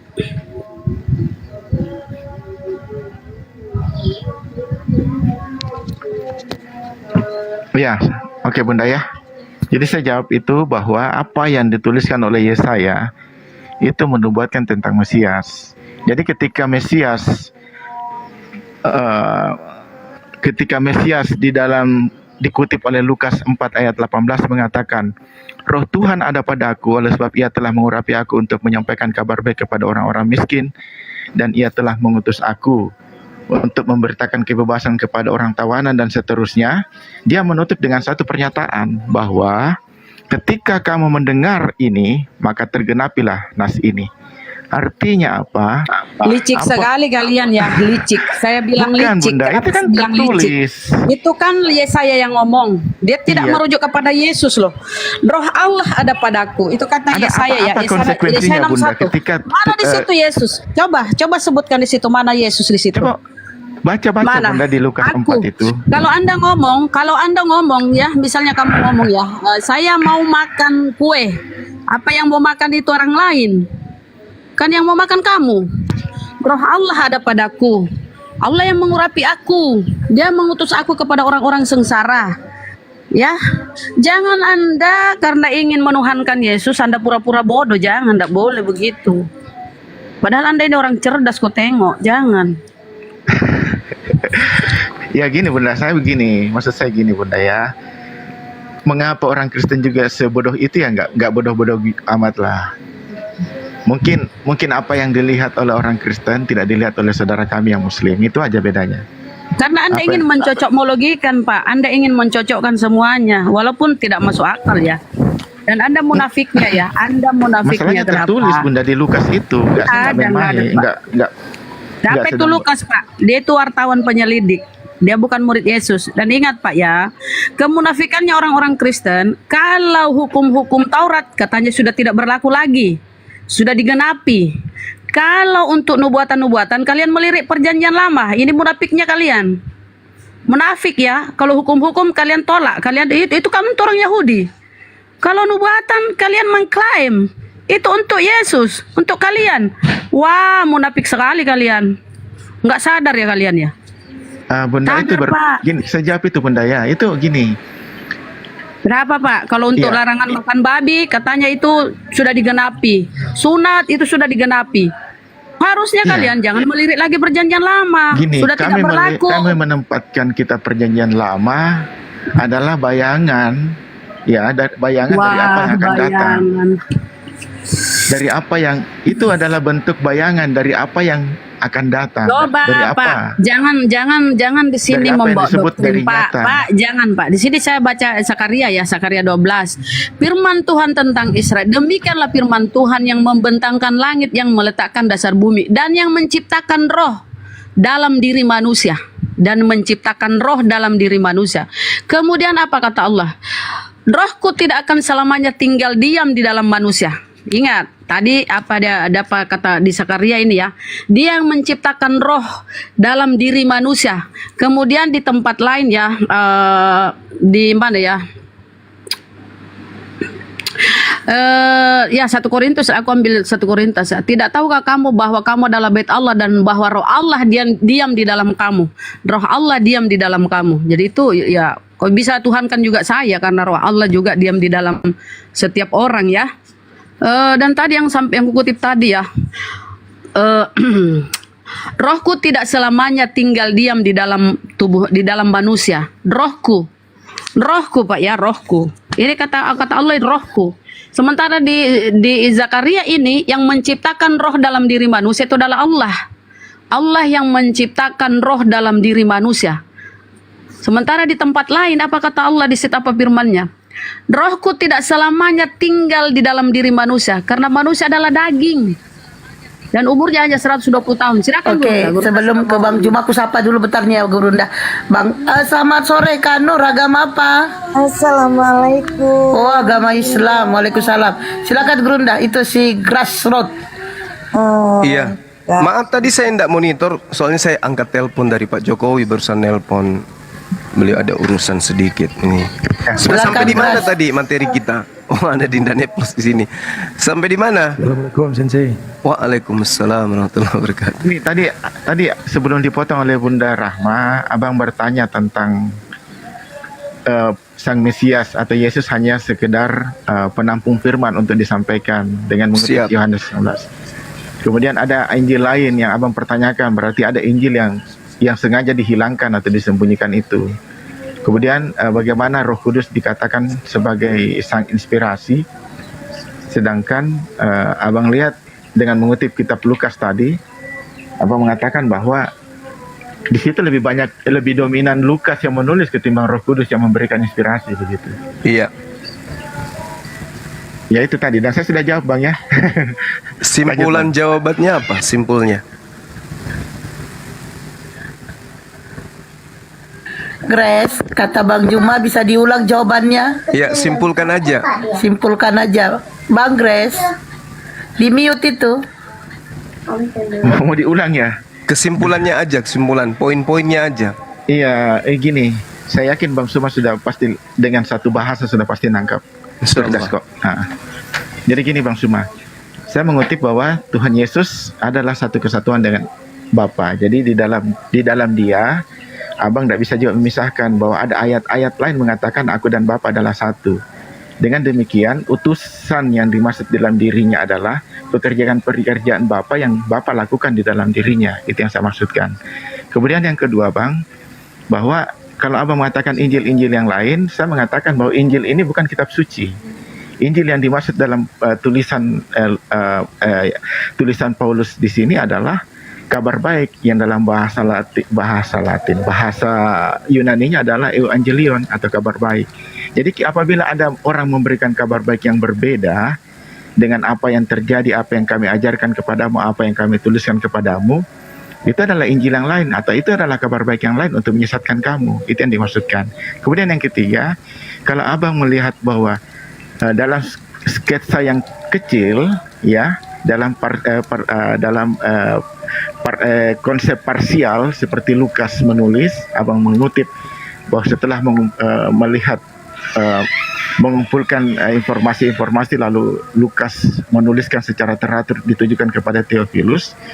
Itu memang benar karena Lukas dalam hal ini adalah seorang Injil yang berdasarkan literasi, berdasarkan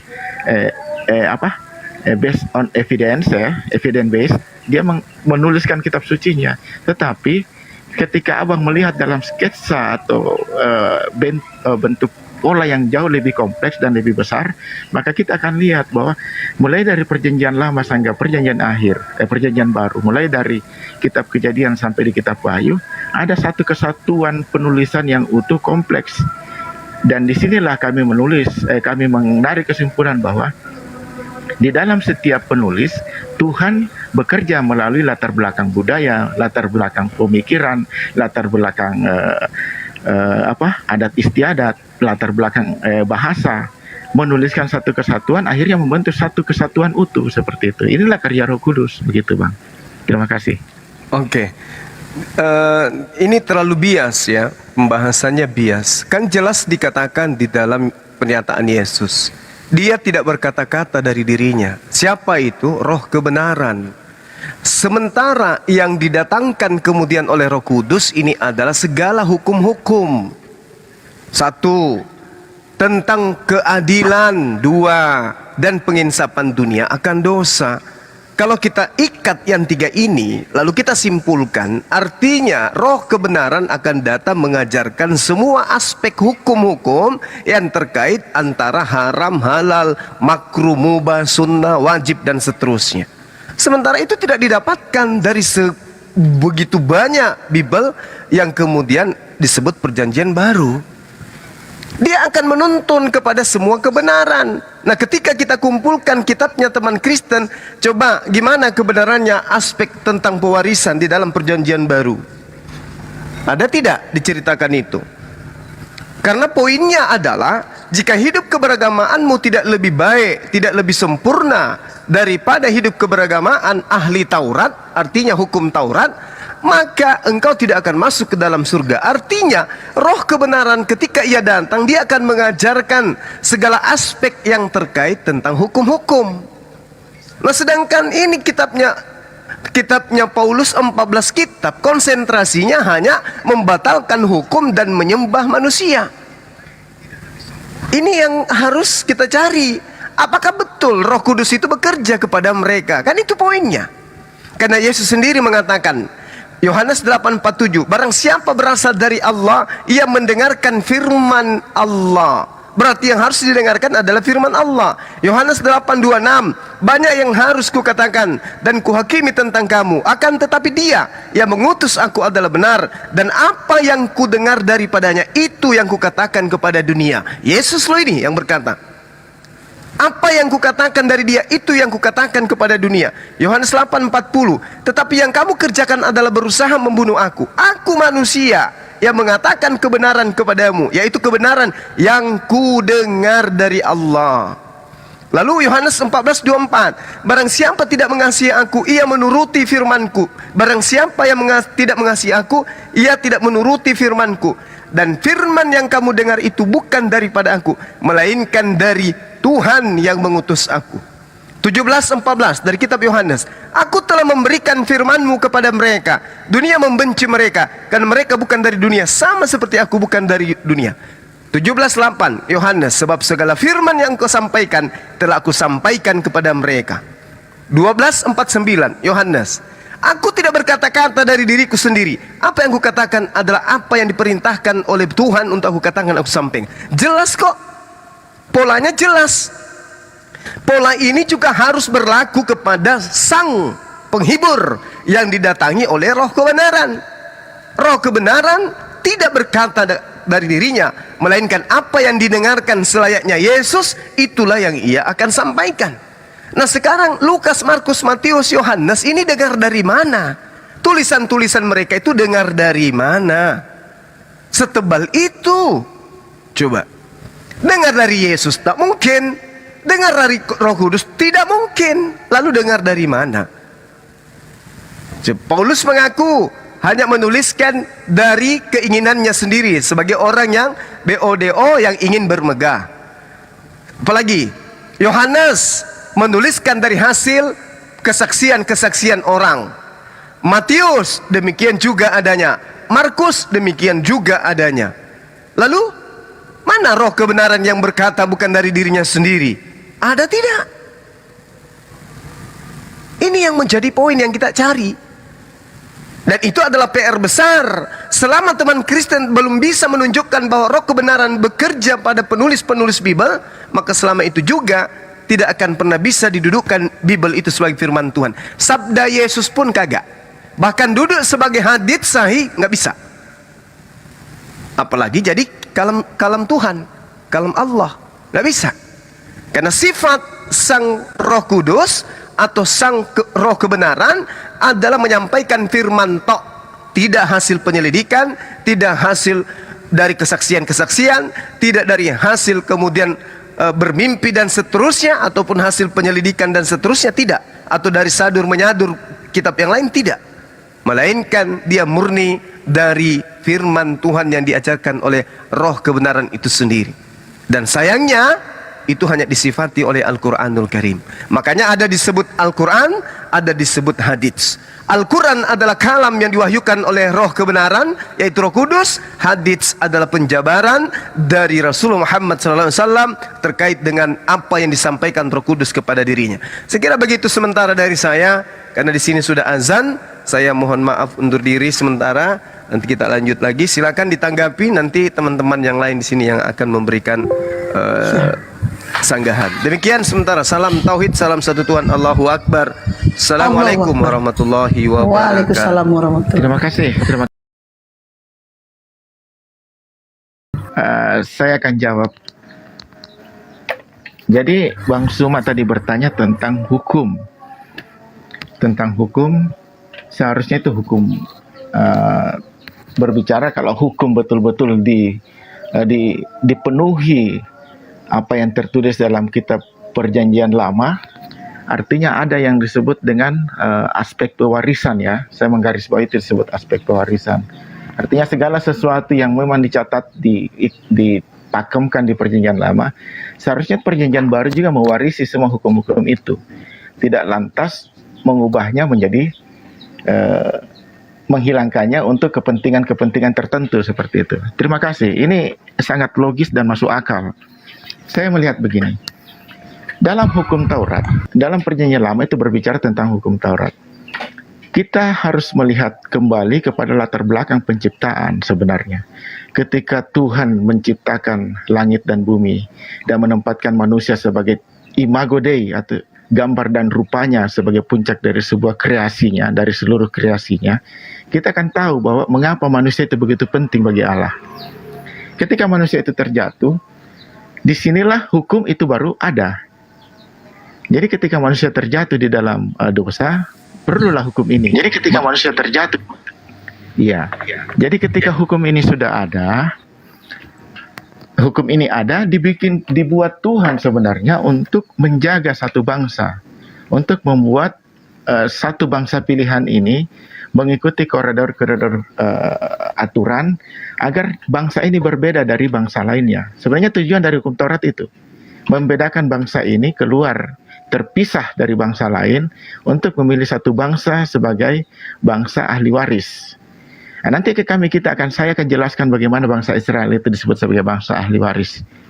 Selanjutnya, lalu kita melihat bahwa ketika dia menginsafkan dunia, apakah dunia insaf dengan hukum-hukum Taurat? Ternyata tidak. Hukum Taurat tidak membuat manusia itu menjadi jauh lebih baik, tetapi semakin terperosok ke dalam penyembahan berhala, perbuatan-perbuatan tidak senonoh, terus perbuatan zina dan lain-lain, bunuh-membunuh, seperti itu. Akhirnya pada prinsipnya hukum Taurat tidak membuat manusia itu menjadi lebih baik, tapi justru hukum Taurat akan membuat mereka memiliki undang-undang untuk mendapatkan hukuman, karena hukum Taurat itu undang-undang. Sama seperti ketika saya melakukan tidak merokok di tempat umum, saya tidak akan mendapatkan upah. Seperti itulah hukum Taurat ketika saya melakukan. Namun ketika saya merokok di tempat umum, maka hukum Taurat atau hukum yang berlaku itu akan menghukum saya. Jadi hukum Taurat tidak bermanfaat apa-apa untuk saya ketika saya melakukan, tapi hukum Taurat akan berdampak sangat buruk bagi saya apabila saya melanggarnya. Itulah konsep hukum Taurat. Karena hukum Taurat sebenarnya diinginkan Tuhan untuk menjaga satu bangsa, agar bangsa ini dikuduskan bagi Tuhan untuk melahirkan satu apa yang disebut dengan anaknya, itu nanti yang kelak menjadi pemulih, ya, pemulih segala satunya. Inilah yang dipandang oleh orang Kristiani sebagai keberlanjutan, kontinuitas dari perjanjian lama ke perjanjian baru. Jadi kita lihat bahwa ketika Tuhan menurunkan 10 perintah Tuhan, jangan membunuh, kasihlah Tuhan Allah segenap hatimu dan seterusnya. Kedua, kasihlah sesama manusia dan seterusnya. Pak, gantian. Ya, saya jawab dulu Bunda ya. Kemudian yang ketiga, mengatakan bahwa jangan membunuh, jangan bersaksi dusta, jangan mengingini dan seterusnya. Akhirnya apa yang jadi korelasi dari segalanya itu? Tuhan Yesus mengatakan hukum kasih. Hukum kasih adalah hukum yang memparipurnakan segala hukum itu. Jika kamu mengasihi, kamu akan mengasihi Tuhan, kamu akan mengasihi sesama manusia. Kau tidak akan membunuh, kau tidak akan mencuri dan seterusnya. Jadi pada akhirnya hukum kasih ternyata jauh lebih melampaui dari apa yang disebut dengan hukum Taurat. Oleh karena hukum kasih ini diterapkan oleh Tuhan sendiri, maka Dia telah mati demi hukum Taurat itu sendiri. Dengan demikian hukumnya ditegakkan. Itulah cara pandang orang Kristiani terhadap bagaimana mengenal hukum Taurat yang berkorelasi dengan hukum belas kasihan Allah di kitab Perjanjian Baru. Kemudian gini, melihat kitab suci itu adalah kitab sastra, kitab naratif, kitab sejarah, dan juga ada beberapa wejangan-wejangan atau pesan-pesan moral. Jadi membaca kitab suci bukan hanya berbicara tentang Tuhan yang berfirman, tetapi bagaimana kejadian atau narasi kehidupan manusia, bagaimana Tuhan memilih kelemahan-kelemahan manusia, bagaimana Tuhan melihat bahwa kelemahan-kelemahan manusia itu memperoleh belas kasihan di hadapannya, bagaimana Tuhan bekerja dalam segala sesuatunya, bahkan yang tidak menguntungkan manusia sekalipun untuk mendatangkan kebaikan. Begitulah cara Kristen melihat kitab suci Perjanjian Lama itu.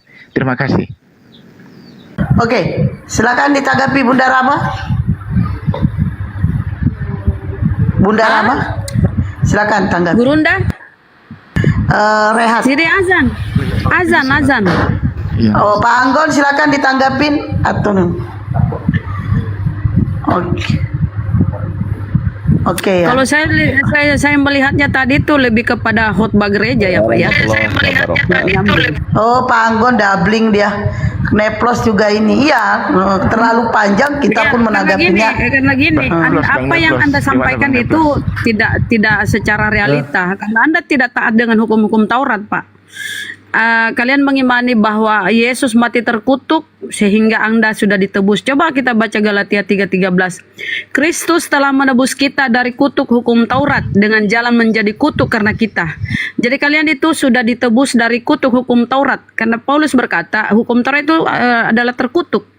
Jadi Yesus itu mengambil kutukan itu, membebaskan Anda dari hukum-hukum Taurat.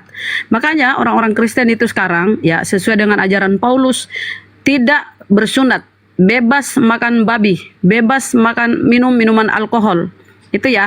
Sehingga kalau Anda tadi narasinya kami taat ini hukum, enggak. Karena kalian sudah ditebus ya. Izin ya, silakan lanjut dulu Bang Neplos. Aku tempatku azan.